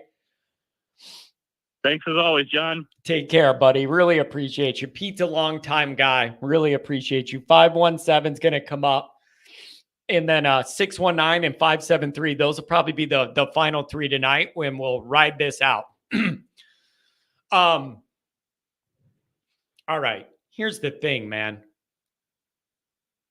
Kent, why are you doing this? Are you tying one on tonight, man? You've been pretty chill since you came back. Why are you doing this? You're getting all my people worked up. Why are you doing this? And Kent, I'm trying to be cool to you, man. And like, you've been cool since you came back in here and everything, but I see you nailing all of my Notre Dame people. You're nailing all. Yeah. Kent got cocky until Michigan beat Ohio State. And then Kent went AWOL for months on end to not face the consequences of running his mouth and not having his team deliver. So Kent, fair is fair. If you're going to come in here as an Ohio State guy on a Saturday night where all my people are drinking and having a good time, and you're going to get them all worked up, then I'm going to also have to call you out for totally disappearing after you ran your mouth all year and then you were gone. All year, Kent, you ran your mouth. Ohio State, Marcus 10, man, you ran your mouth. And then you let Michigan road grade you for the third year in a row, rub it in your face, and then you disappeared for 4 months and nobody heard from you. Don't be front running. Don't be out here front running. And I didn't want to have to do that to you, Kent. But if you're going to come in here and nail my people, then I gotta come back around to you.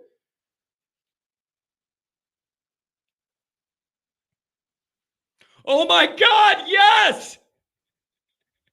Yes. He's here. Commander, everybody's been asking where you are. He's back, everybody. He is back. The commander himself. John needs to control people in order to feel he has respect. I mean, it's my show.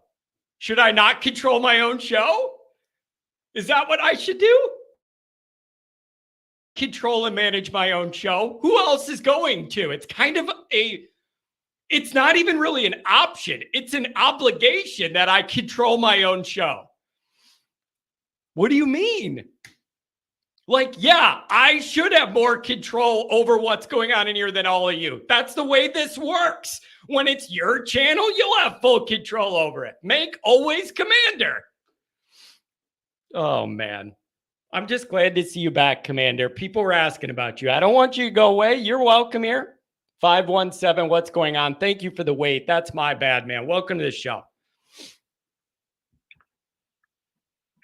Hey, John, can you hear me? Yeah. What's going on? I was just waiting on hold for about an hour just to talk about Notre Dame football. It's a beautiful thing. I appreciate it. Did you forget what you wanted to talk about, though? I wouldn't blame you for that. I'm sorry, man. I didn't want to talk about anything, really. I just want to know how many wins, how many losses. 11-1. 11-1. I'm going.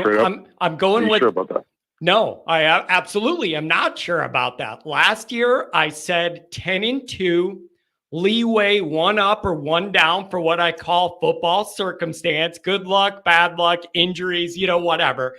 I picked 10-2, and I said football leeway, 1 up, 1 down. It ended up being 1 down.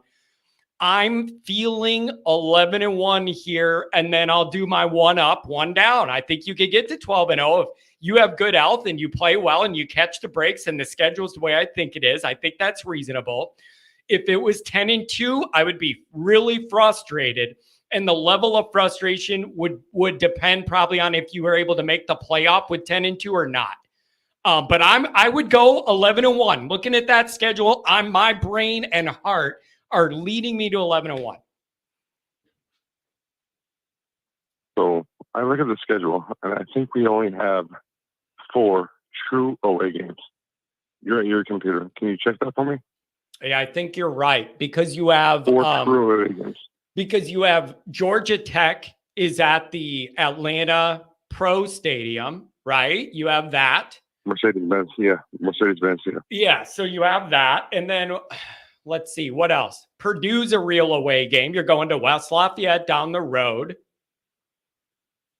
And then where's Navy? Is Navy at a baseball field or one of the pro stadiums too? Because you go to Navy, and then isn't that played at a pro stadium or something?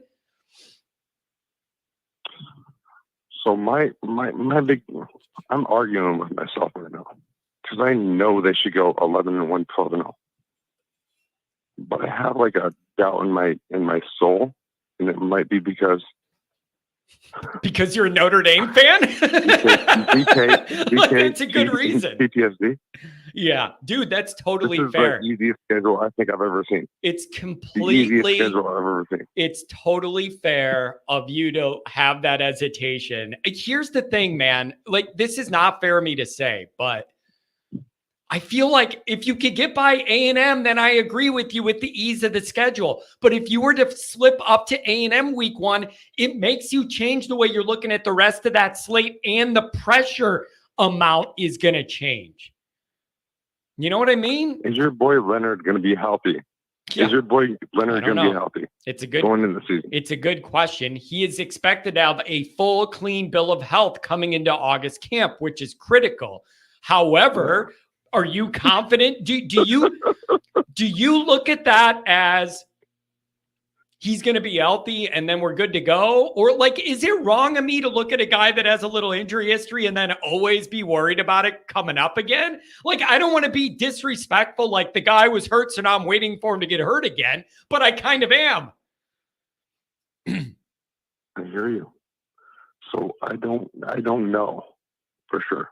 And nobody will ever know until we're like 6-7 games into the season and he's been healthy for 6-7 games. Yeah. Yeah. Nobody will ever know. However, the fact of the matter is, the guy, Notre Dame, like, touted this guy as being healthy on social media. He's throwing the medicine ball around, and like there was rumors about him having ankle surgery, ankle issues when he was at Notre Dame. And he's still, then 2 days later, he's throwing the medicine ball. Like, yeah, okay. Yeah, man. And then 2 weeks later, 3 weeks later, he is injured again. Yeah, there were. So were the rumors right or not? Is what I'm saying. I mean, my understanding is they did a surgery with an Alabama surgeon, and then they thought he was good to go, and then he came to Notre Dame, and then they realized that the plate wasn't the right size, and there was an issue, and they had to go back in. Seems like he's a quick healer. But even if he's healthy, man, even if he's healthy, there's a lot of work to do in August. You got to get him integrated into that offense. He has a lot of personal development to do himself. He's got to blend with all those other guys in the offense. And then you have like 3 weeks to ramp up, and then you got to prepare for A&M game week, and then we go. There's not one practice period to be wasted for that offense when we get into August. They got to go, and go hard. That is exactly right. And that's why I think 10.5 wins on Vegas is a little bit too high. I really do. I think it's going to be like more like 10. Yeah. 10.5 is meaning they're going to be 11-1. I'm going to be the bearer of bad news. I just think when was the last time in the last 2-3 years, Marcus Freeman era, that we have actually done what we're supposed to do? Well, are we just sitting here? I mean, I don't know. We're gonna go to Clemson when they have 8 starters out, and we're gonna, for lack of a better term, crap the bed. I know. It was bad. It was just not a good situation. It was not a good situation. Okay. I just think, I mean, listen, man, one of those times when we crap the bed in the season. There's going to be one of those times, dude. There's going to be one of those times, and then we're gonna be great. We're gonna be great. We're gonna be a great team. We're always like, our talent is undeniable. Our talent is great. It's undeniable how much talent we have on the team. Can we actually get over the hump? Yeah, I heard on one of these other podcasts that we have the best scoring offense of all time for Notre Dame last year. I think it was number 2. We let go of our offensive coordinator. Well, yeah, but that made perfect sense to me because he wasn't that good at it. Even though we had the second most point total we ever had or whatever, none of them were against the good teams. That was the issue, man. You scored 30, you averaged 39 and a half overall, but in all the big games, it went down to 20 points, and that's not good enough to win a big game. That was the issue. Lucky for him, he got a promotion. And then it gives us a chance to get a guy with 30 years of experience coming off Heisman that loves Notre Dame his whole life to come in here. I'm excited for that. I know. Third time back. Man, he's going to help a lot. He's going to help a lot. I'm telling you, man, he's going to come in there with better game plans, entering games, be better able to navigate his way and adjust in games when defenses adapt to what we're doing. I really, really think that that Notre Dame's offense is going to be in a better spot. I do. I believe that. Benjamin Morrison. You better hope people better. How hurt is he? Here's what I'm telling you that I was told.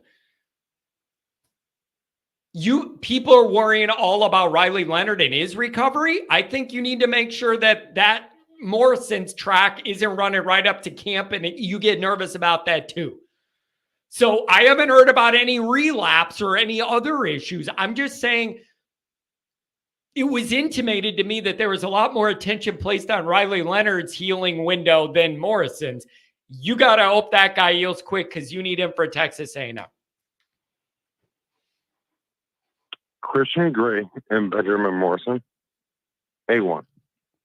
There's an A1 combination. Christian Gray is going to be the next. Christian Gray. He's going to be the next one to bust out. He is long, he is strong, and he is athletic, and I'm here for it. I am too.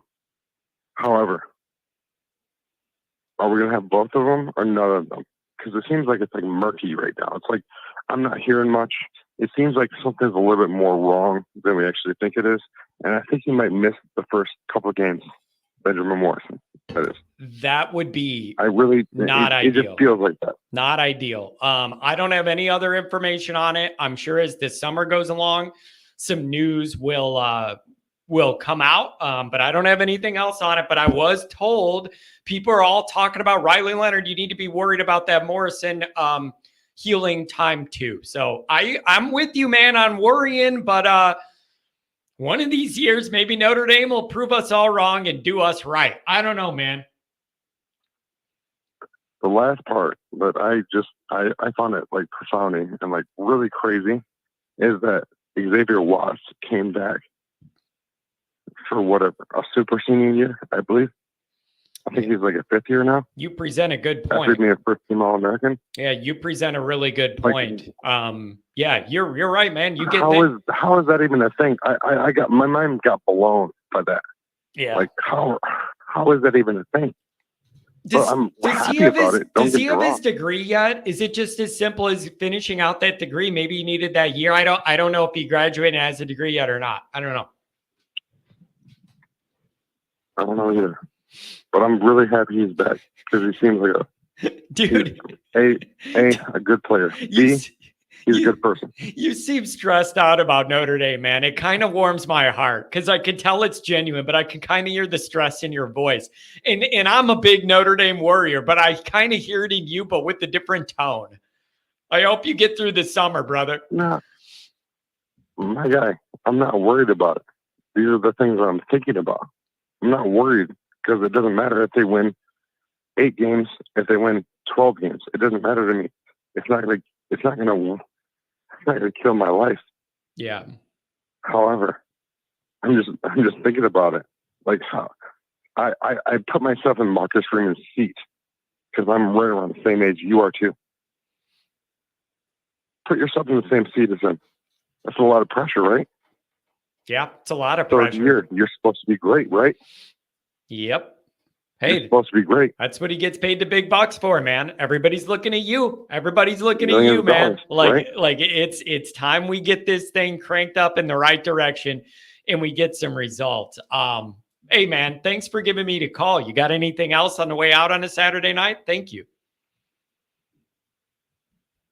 Saturday night, I just hope we're not going to be just looking at recruiting results instead of on the field results. I know. Aren't you sick of that? I don't care about recruiting. I'm sick of that. I don't care.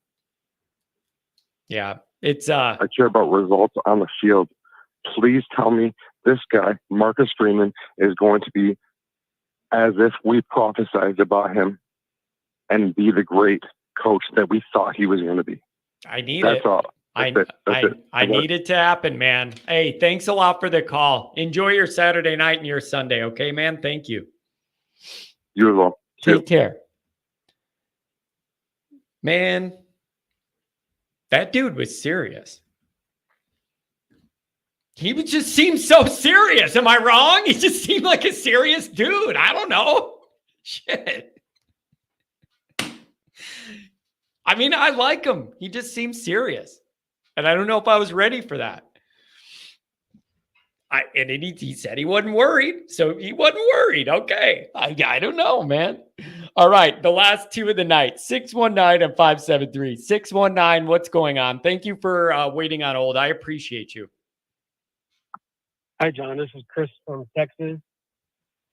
Been listening for a while. Love what you do. First time calling in. Hey, thank you very much. You know, I don't know what's happened this week, but we've had it on the morning shows too. We've had a bunch of new callers. So I don't know what's gotten into people, especially in a low time of the year where there's not a lot of action and news. But I love when new people call. We get them in the mix. So thanks for jumping in. I really appreciate it. What's on your mind? Well, I've got a few things that I was going to go over. But the last caller just sparked something that I just want to chime in before I start. He said 8 games or 12 games, it doesn't matter how many wins we get. It's not going to affect him. What? Oh, it's going to affect him. Oh, it's going to affect him. I think exploded when he said that. Dude, I think it's already affected him. I think it's already affected him. I think him 8 wins or 12 wins. Yeah, I know. That is life or death. I think I know what he was trying to say is like, I think he's trying to separate out football life from real life. You get what I'm saying? Like, I feel like that's what he was trying to separate out. I don't know. I didn't know that Notre Dame fans could do that. So yeah, maybe I'll work on that. Tell me about it. Why do you think I'm this skinny? Okay. It ain't all natural and I ain't taking Ozempic or whatever the hell it's called. It's Notre Dame football stress. I burn the calories right out of my body. Well, and he also said he didn't want to hear about recruiting. He wants to hear about results. Yeah. He doesn't want to talk about recruiting. He wants to talk about results. You got to look at both. I know. But I'll come back to that in a minute. Give my man a break, okay? He had a long night, and then I had him out of hold, and I think he dozed off. But I caught that too, because I know you did. I get what he's saying, but what you're saying is also true. If you want the good on-field results, the only way to get it is by being good at recruiting, because one thing leads to another. I get what you mean. It's a circle. Yeah. It's a circle. First you got to recruit, then you got to win big to get the big recruit. Yeah. And I'm going to come back to that in a minute. So I just want to go over a few quick things because I listen to the show while I'm working. So a lot of things I hear, I'm like, oh, I want to call in that, but I'm working and I can't. Okay, beautiful. What do you got? Recently, you were talking about playoff or bust, and you want to know what that means. So I just wanted to call in and I wanted to say what that means to me. No, I love that. I love that because it's a genuine. I was not asking that with sarcasm. I was not asking that like with any vitriol. No. I genuinely want to know what is in people's minds when you say that bust. What does it mean to you? So I'm in the playoff or bust camp. Okay. And here's why. And I'll expound on that, what that means to me. But the reason why is with the talent that we have, with the progress he's made in the first few years, with the coordinators he has, and with the pretty easy schedule we have, we could have probably been on the verge of playoff or bust if it was still a 14 playoff. With a 12-team playoff, we should be in the playoff this year. So when I say playoff or bust, what that means to me is that if we don't make the playoff this year, his seat's warm going into next year. We're not firing him. That's not happening. We're not repeating. This isn't Tyrone territory. All right. Now, wait. Now, let me put you in a difficult situation. Let me throw to you a scenario. Right. What if Notre Dame went 10-2 and missed the playoff and then won their bowl game and nobody's going to care because it's not a playoff game. So you get to 11 wins, but you missed the playoff at 10-2. But that would also mean you're improving every year. 8-4, 9-3, 10-2. And the recruiting looks like it's going to be pretty good. It's not going to be the number one class it is on Rivals. Now we all know that. But if you're trending that way up, then where does that put you? Is he still on the hot seat at that point to you? Well, I didn't say a hot seat yet. I said his feet is warm. Okay. Next year, if we miss the playoff this year, I like feet that. is warm. You're going with the warm. Okay, so there's an intermediate, a step in between here. Okay, I like that. You thought this shit out. I like it. Well, I was working while you guys were talking, so I had plenty of time to think about it. Yeah. So, despite the fact that, so many people don't want to hear that he was a coach with no head coaching experience, which I was opposed to doing that, but it's done. We got to live with it now. Yeah. There is a learning curve. And if you look at what's happening, he does seem to be learning, and he does seem to be getting better. We're not regressing like what we've seen in the past. Yeah. But to your question, in my opinion, 10-2 with this schedule, because, despite the fact that if Texas A&M come to our house, I think it would be kind of a cakewalk. That's a tough game going down there. Okay. But after that, what's after that? Florida State comes to us when it's going to be cold. Yep. They don't got their star quarterback anymore. USC lost their star quarterback. Now we got to play out there, but I'm almost thinking that might be the one that we drop, unless we drop like one we shouldn't. Like one of those oops games. All right, so at USC. It definitely helps having Florida State at home. I believe that's November 9th, so that's at home, and that helps. Yeah. You know what else is going to be tricky? Follow me here, man. I'm telling you. Louisville. I know it's at home, but I have a bone to pick with Louisville. It's going to be much easier getting them in our house, not walking into that freaking nightmare that it was, for that ball game. But you still got a mature place, but they're returning a lot of talent. That game's going to be tricky. Getting Florida State at home is a big help. It's a big help getting them at home. And then, you know what else, man? Let me tell you this too. When we hit the years where we play USC the last game of the year on the West Coast, the every other year rotation, I have a hard time thinking and worrying that much about USC in the summer and leading into the year because they're the last game of the year. And I just don't know what's going to be on the line. I don't know what the health situation's like. Yeah. Like you got 11 full weeks to go through before I get to them. So a lot of those years, I don't even worry about them that much because they're the last game of the year. And there's so much that goes into it that's going to shape what that game moment's going to feel like that I don't know yet. You got too much of the season. Yeah. Yeah, I get that. So here's something to think about Louisville. So do an honest assessment. Did Louisville beat us because they played really great and they were a great team, or did we just play really bad that night? Both. It is, I am not trying to cop out. It is both. I think we just played bad. They were on fire, though, but they still had to make the plays against us they made, and they made it. We made it easy for them to make them. They were fired up. Those guys had their hair on fire. You could feel the energy that they had, and we had the energy. You know what we had? We had the energy of my grandma Eleanor when I visited her at the funeral home. That was our energy. Exactly. That's my point. So I really think of it. Yeah, they played well. I'm not going to say that they didn't play well, but I don't feel like they beat us because they were anywhere near the better team. Look at what happened with them against Pitt, right? And we beat Pitt by like 1 billion points. So I just don't think that they were that good as much as we just played that bad that yeah. They caught us at the right time. We weren't, we were tired. We weren't up for it, whatever you want to use. Oh, they caught us at the right time. They were trending. They all sound like excuses. Dude, they were trending straight up. They had all the momentum. They had all the belief. They had everything going for them. Mm-hmm. And on our end, we were just leaking oil, man. You came like we were leaking oil all those tough games in a row. And we were just like scraping by. Like you could just feel the dynamic was against Notre Dame in that moment, and we didn't rise up and take care of it, and that's our fault, and it falls on Marcus, and you got to make sure you clean it up. I'm still not forgetting the road game stuff. We did not play good on the road last year. Even games where we ended up winning on the road, we did not start out good on the road, and I need them to figure that out, because that's you can't, that ain't a way to live in college football, man. You can't do that. Not, especially when the season opens on the road. Yeah. Yeah, you're right. And Tom's saying the night schedule hurt too. I believe, correct me if I'm wrong, I'm pretty sure we played 4 night games in a row against 4 undefeated teams in a row at night. Like, you just can't.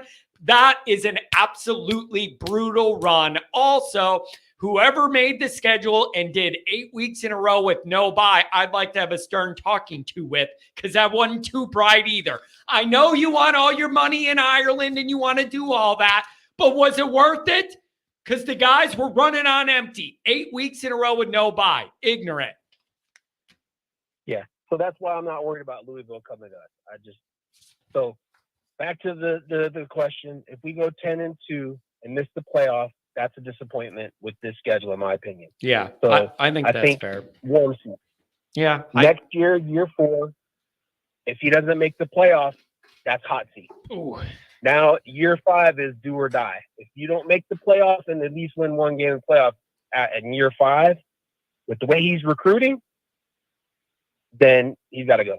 Well, that's my take. That's the thing, man. I feel like I just feel the roster changing in a good way that I approve of. But it has to be proven on the field, or what's it really worth, right? Like us blowing smoke about recruiting. But I need them to get in there and make this work on the field. And then that way you will be able to get some Notre Dame fans that want to believe, but they're too beat up to believe and everything. And they're, they have Notre Dame and say, get them all to believe a little bit. So yeah, it's a big year, man. It's a big, big year. Well, the recruiting isn't blowing smoke. I'm going to touch on that here in a second, because I got some data I want to kick on that. You were talking about the end of the OSU game one day, and you echoed everything that I've been yelling at my walls and my family since the end of that game. So props, you guys won, but we had that game. This is what happened with me and my wife sitting there watching the game.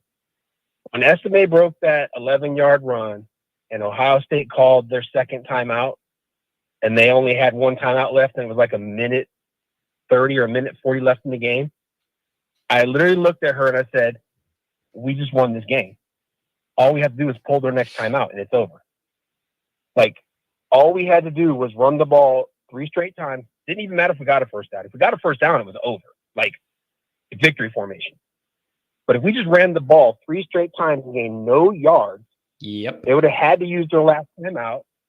And when we punted, they would have got the ball back with like 30 seconds or less on the clock and no timeout. That was the game. I think about it every day. Was the game. I think about it every day.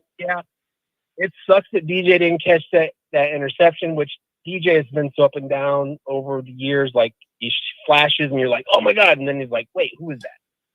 So, but it should never came to that point, because a coaching decision, the ones that get paid the big bucks, decided to take, like you said, the guy that was out there in the tank top, showing off the guns, who, by the way, was heating up at that point in the game. If you go back and watch, you could see he was starting to heat up. That was the time to feed him. More than likely, you give him 3 carries, we're going to get a first down, and the game is over. We're victory formation, and we're dancing in the parking lot. Yeah. I'm never going to get over it. In the other, here's to them.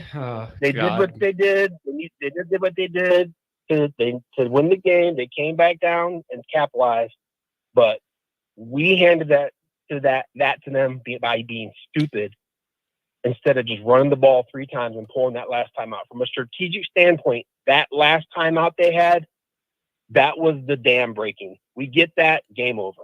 Yeah, I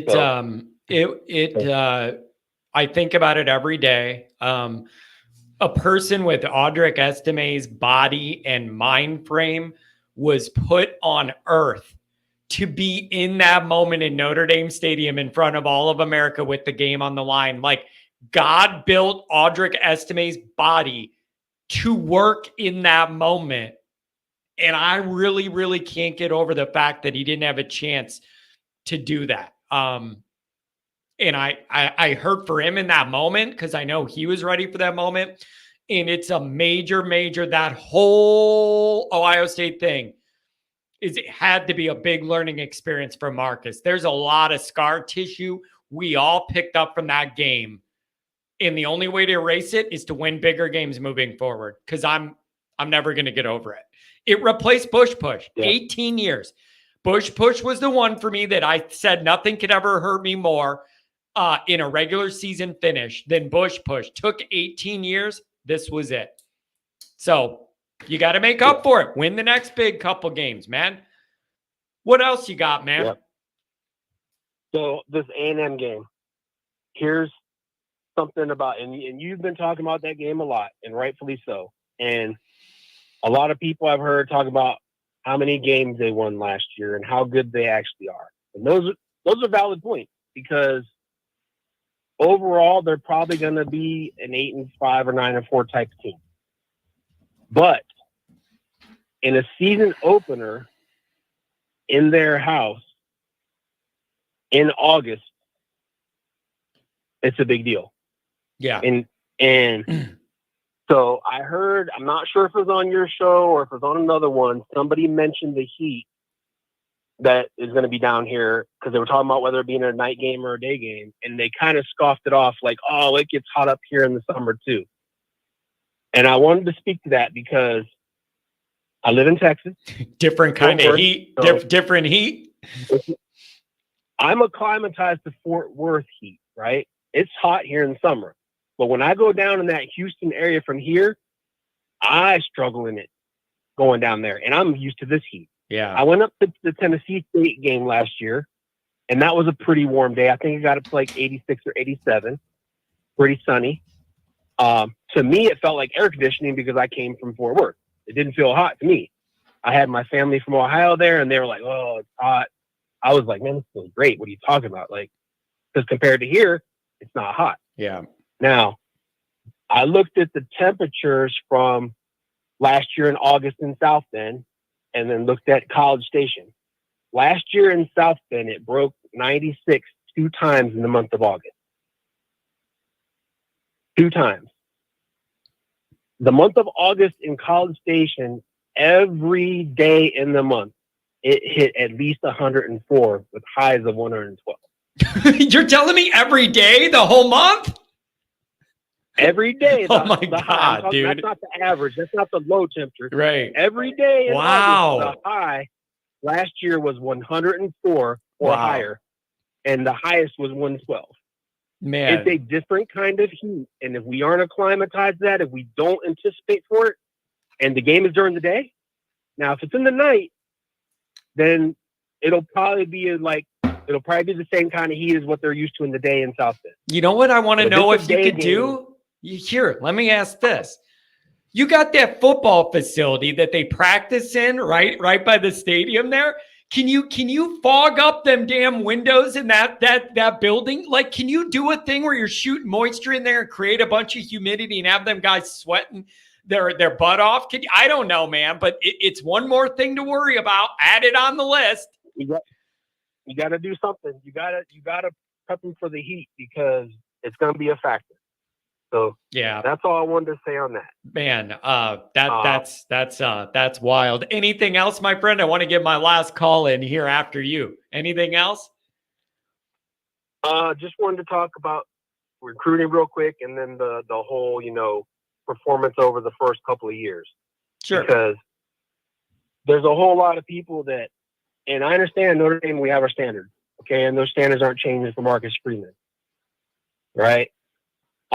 But if we go back, and I know it is not identical situations, but anytime that you bring up to the people that are fussing about Marcus Freeman's first 2 years, and you mention that he's a brand new head coach, they don't want to hear that, right? That's excuses. They don't want to hear it. Notre Dame standards. Why isn't that same standard applied to Kelly? Because When Kelly came in, he came in with 20 years of head coaching experience. Nobody could tell him nothing. He knew it all. Yeah. He wanted coordinators that were subservient. I don't understand. I don't understand it either, man. Didn't he lose to Tulsa and tell you to get used to it early in his Notre Dame tenure? Like, I don't know, man. I don't know why he got away with that. I have no idea. Can't answer this one. He got the benefit of the doubt forever. I don't understand it either. He went 8-5 his first year and 8-5 his second year, right? His first year, he got blown out by Navy. He lost to Tulsa because of a head coaching decision. The best team he played was Stanford, and they were good. That was like Harbaugh. I think Harbaugh was on his way out. They lost 37-14. But they only played 2 ranked teams the whole year, Stanford and Utah. They beat Utah, they beat unranked USC, and they beat unranked Miami in the bowl. Those were the big wins. Okay? So you compare that to Freeman, he goes 9-4 his first year. Yeah, there were some stinky losses. Marshall and Stanford sucked. Yeah. But he also, in that same year, he also played number 2 OSU and lost 21-10. He lost 38-27 to number 6 USC, but he beat number 4 Clemson, beat a ranked BYU, beat a ranked Syracuse, and beat a ranked South Carolina. Right? That doesn't sound the same as Kelly's first season, does it? Yeah, I've always struggled with this. Could you imagine this fan base reacting to Marcus Freeman losing to Navy twice, but Kelly somehow just gets a pass for losing to Navy twice? I'll never understand it. I will never understand the grace he got, especially with his personality. If the record and the recruiting was the same, but he was like nice to people and easy to like, then I could understand it.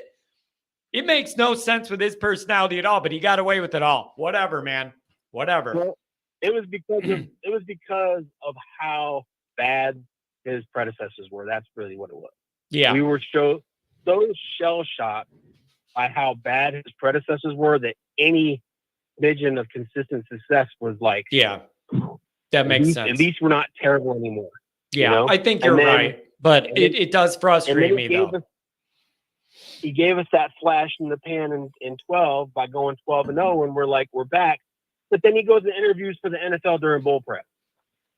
Like, yeah, that's the most Brian Kelly thing of all time. That is just one of the most Brian Kelly-ish things of all time, man. Going for that interview before the title game. Yeah, that was a nightmare. What's your last thing on the list, buddy? So the last thing is just talking about the recruiting, because there's some that are saying that, the recruiting is not much different. Okay. I'm looking at the data here, and in Kelly's 12 years, depending on what service you look at, and I'm not even looking at ESPN because they're garbage. I'm looking at 0-3 Rivals and 247. Depending on the service, in his 12 years, he had between 2 and 4 top 10 classes in 12 years. If you look at Freeman and you include the 25 class, he's working on 3 in his first 4 years in the top 10. That's not comparable. Yeah. It's just not. Yep. And you also need to look at the blue chip rate. The blue chip rate is night and day. This staff actually tries. It's really a beautiful thing to see the people paid at Notre Dame to recruit to Notre Dame. To see them actually try hard at it is really awesome. Led by the head coach. It's a beautiful thing. And the thing about it, I have the belief that big time recruiting doesn't really occur until big time winning happens. And he's recruiting this well already without the big time winning yet. What happens if we actually start getting the big time winning, right? If he wins 11 or 12 games this year, and this is going to ruffle some feathers, but if he wins 11 or 12 games this season, he's going to have more wins in his first 3 years than any of our recent coaches, including Holt. Yeah. Yep. Yeah. So- That is a wild way to look at it. And isn't he already like second best start of overall wins in 2 years in Notre Dame history? Like, it feels like we've had all these nightmares, but I'm pretty sure I'm pretty sure he's got like the most or the second most amount of wins through 2 years of any Notre Dame coach.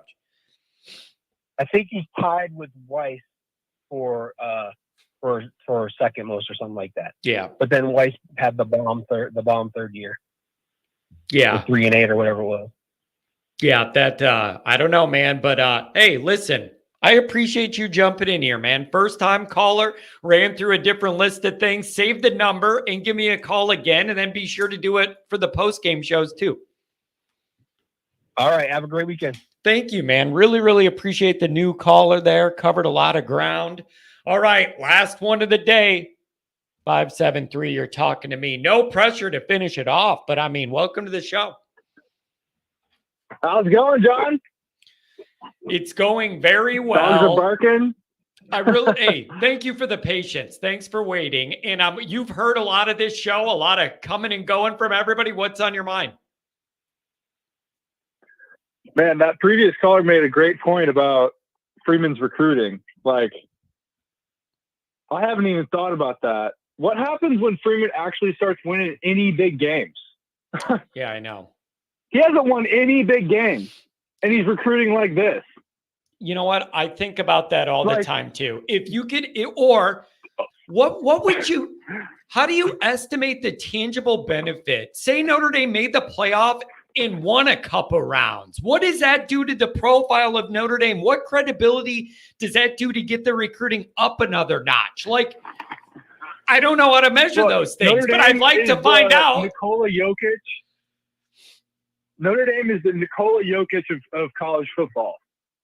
No one is going to want to acknowledge them when they do good things, and they're going to do it in a boring way, and no one is going to be able to accept that. Yeah, we're going to run the ball. We're not going to pass in a flashy manner. Maybe Riley Leonard has some exciting plays, but this is going to be a boring season because this schedule is a boring schedule. Like, wait, what else do you wait? What do you want to make it exciting? Playing Texas A&M is interesting to me because it's something new. You got Florida State, a longtime Notre Dame aided rival. You got them. USC's on the schedule. I admit there isn't much else on there. Like, there isn't much else on there, but I'm not sure I want more on there. I want Notre Dame to finish 11-1 and get in the playoff and then get serious. I know, I'm right with you. But this regular season for Notre Dame isn't going to be what fans want because we don't have a big game. Like, Texas A&M is down. They're having to completely rebuild their program. Florida State was buoyed by Travis last year the entire year, and they don't have. Wait. Every good player to the draft. Be honest about this. I've been through this before where you look at the schedule months ahead and you go, oh, it's whatever. You know, we move by that game. I've done that exercise before, only to be sitting there when that game started and see what it built into, and everybody's a wreck and the media is going nuts and it turns into a big moment and all those emotions build up. I just think it's easy to sit here 4 or 5 months out and be like, this is whatever, not a big deal. And then in the moment, it could get real fast. Yeah.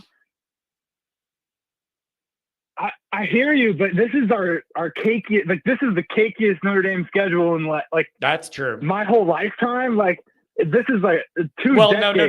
No. Wait. Brian Kelly's last year was one of the easiest Notre Dame schedules I've ever seen in my entire life. The hardest game all year was Cincinnati at home, and he couldn't get it done. That was an easy schedule. And they were a playoff team. It was really We don't disappointing. have a playoff team on this schedule. It was really disappointing, man. You have your old employer coming to your place, and they're not a traditional power, and you couldn't get it done, man. I hate it. Oh, I agree with you. But that was a playoff Cincinnati team. Yeah, so what? Like, Notre Dame should never lose to Cincinnati. Like I said, I agree with you. Oh, I agree with you. I'm not saying you're wrong, but I'm saying it's not like we lost. Like, if we lose to Florida State this year, there's no chance that's a playoff Florida State team this year. yeah, it's going to be There's interesting. no chance that's a playoff USC team this year. I want to know. There's no chance that's a playoff Texas A&M team this year. I want to know what Florida State's record's going to be when they come to Notre Dame on November 9th. I want to know what their record is. Are they still in a playoff hunt? Or are they like, this isn't going to happen, and then we're like, whatever, and now we're cold and miserable, at Notre Dame? I'm really interested to see what kind of shape they're like. Florida State's head coach got a lot of fluff this season because they had a great season because of their quarterback. But the quarterbacks they have behind Travis ain't it. Yeah. They are not it. And DJU, like, we've seen how he produces against Notre Dame, especially against the like any defense with good corners.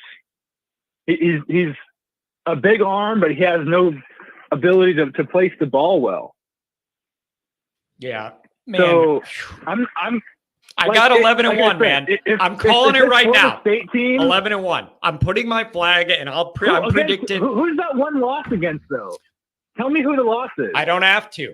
My answer, no, I don't have to, because my way around this is it isn't about what team. It's about the statistically low percentage any team goes undefeated in college football. That's my new argument. It isn't about picking a team. That's completely fair. It's that the overall odds of anybody going undefeated are very, very low.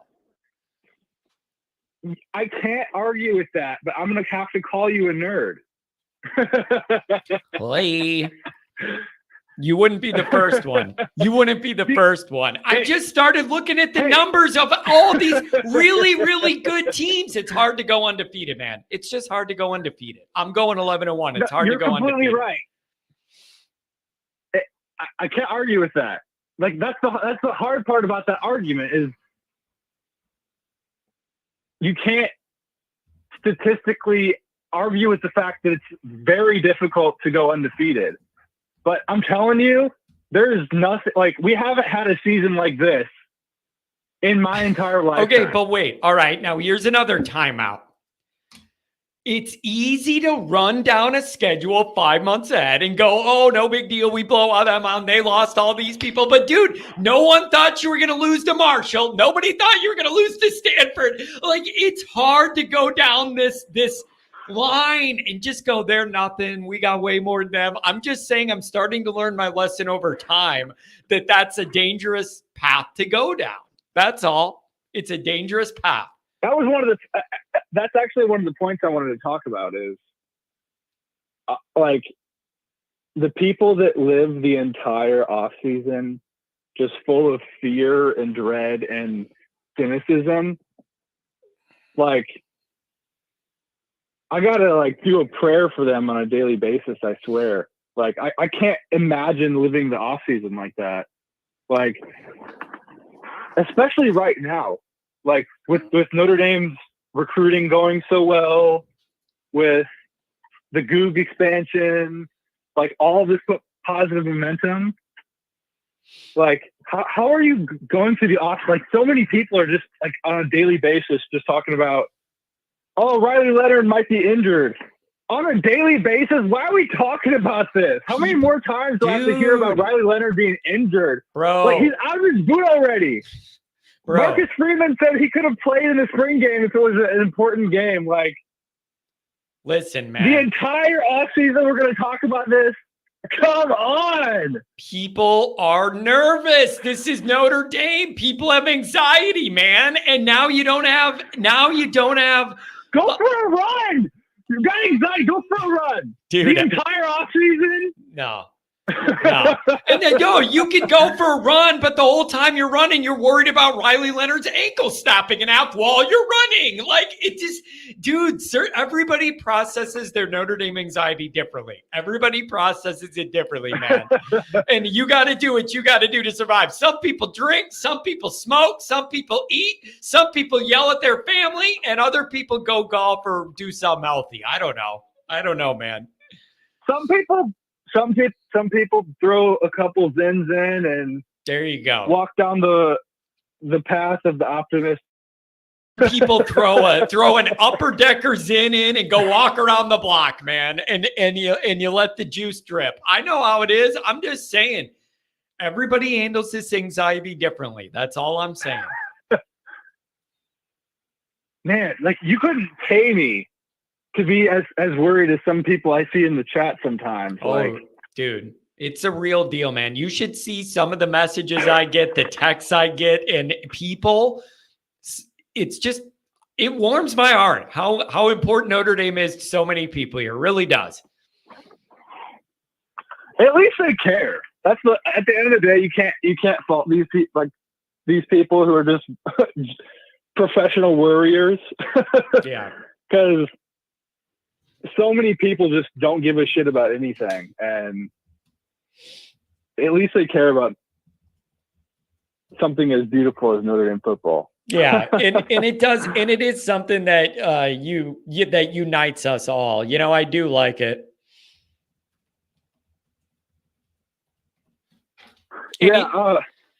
Anything else, man? What do you got? Another idea.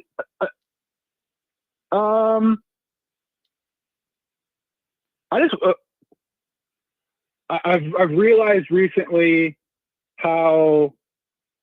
So I used to be a professional dog trainer for years in Philadelphia, and I'm living in Southern Missouri now, and just started a side business as a professional dog trainer. And as I'm getting back into it, I'm realizing how much Marcus Freeman's tactics as a coach are the same tactics as a good dog trainer. And my wife is a teacher as well, and it's crazy how applicable dog training is to the teaching world and coaching world, where you have to have all the resources in check. And if you're able to control all the resources, you're able to control all the behavior.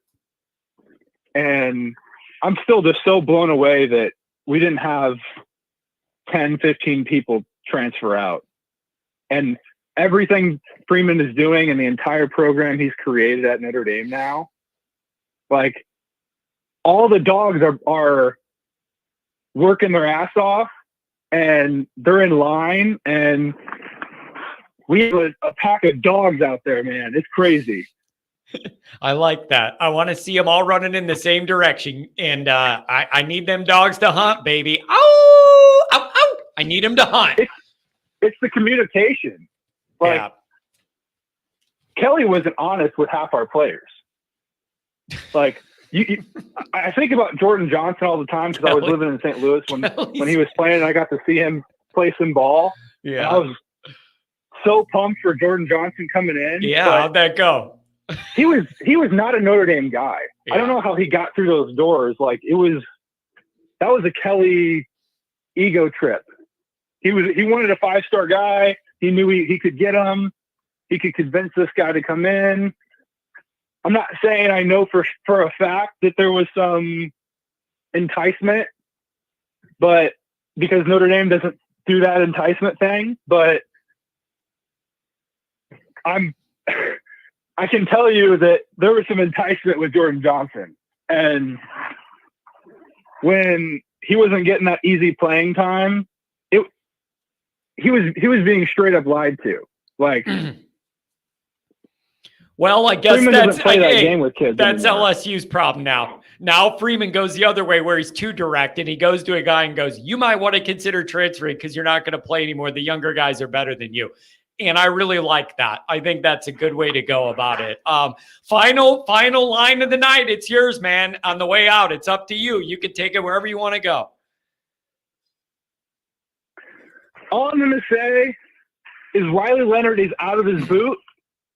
So all these haters who are constantly talking about Riley Leonard being in the boot need to shut the hell up. He is out of the boot. He is out of the boot. So get that out of your mind. I'm not a boot it anymore. We're giving the boot, and the boot is out. And I'm going to try not to talk about it anymore. And then Riley Leonard comes into August healthy, and then we go from there. How about that, my friend? That sounds great. Beautiful. Hey, thanks for the call on a Saturday night. Keep them dogs in line, would you? Oh, trying my best. Beautiful, man. Hey, have a good weekend and enjoy. Hey, you too. Take care. Yeah, thanks for the show. Yep. Telling you, man. People like to talk when Johnny Boy opens the lines here, man. Tom Frawley. When Kelly burned bridges with traditional recruiting areas, that's when he started to compromise. What a jag bag. And also, Tom, I owe you a call, actually, Tom. Really, really glad to see you here in the chat. And I'm glad that you busted out of Northwestern Hospital, man. I was thinking about you all that time you were stuck in there and everything. Really happy that you're out of there. I really am. So, all right, everybody. It's been a wild journey. A wild journey tonight. I really thank everybody for being here. Pat for jumping in, Goolsby for calling, all you guys that donated, everybody who called. There were a couple people that donated a little dough, and then I was taking too long and I didn't get to them. Remind me the next time we do one of these, and then write it in the chat, and I'll believe you and bump you up to the top. Again, please forgive me. I'm the producer. I'm the call screener. I'm the content guy. When Pat's not here, I'm managing the chat. I'm trying to do the best I can and be fair to everybody and get your voices heard. Kent, I hope you had a good night, buddy. I hope you had a good night. I don't know what it must be fun for you, man, to just sit there and rip on Notre Dame for 3 hours in a row and get a laugh at it, man. I don't know, whatever. Do your thing, man. I guess I'm just glad you want to be with me on a Saturday. PJ, I miss you too. I've been in one real fight in my life, and if it wasn't for PJ, I would have probably died. Like, maybe that's a story me and Pat could tell some night. I've literally been in one real fight in my life, and if it wasn't for PJ Conway, I probably would have died. Because I'm me, and PJ is like a 300-pound, muscular, huge, literal heavyweight college wrestler. And he took on two people, and then that freed up me to have one smaller guy that I could handle and grab the money that was stolen from us in the middle of this big fight. But I will always love PJ because I probably honestly would have been in a bad spot if he didn't take on two guys, because he's 300 pounds of muscle and just solid man meat. And then there's me. So I love PJ for that. But I'll never forget it. He was kneeling down on two guys and giving one the right and one the left, and he was getting them both, and it was a beautiful thing to see. No, it was not women.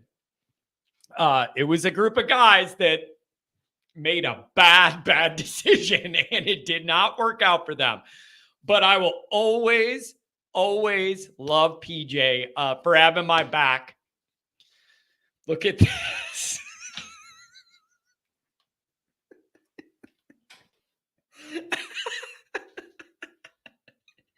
What a jerk. Come on, man. Is that the only people you think I could beat up? I did okay, but I was more concerned about retrieving our stolen money than fighting the guy.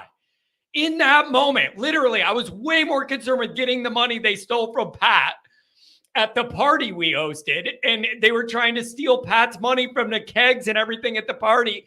Like, I was more concerned about getting the money than I was fighting anybody. I'll never forget PJ with the double. It's like something you see in the movies where like the big guy has two dudes and he's kneeling on their chest and giving them the one hand with each. It saved me from a bad situation. Really freed me up. But we'll ask Pat about that too, because Pat was in the middle of all that too. John unplugged the electrical wheelchair and ran. Dude, you guys.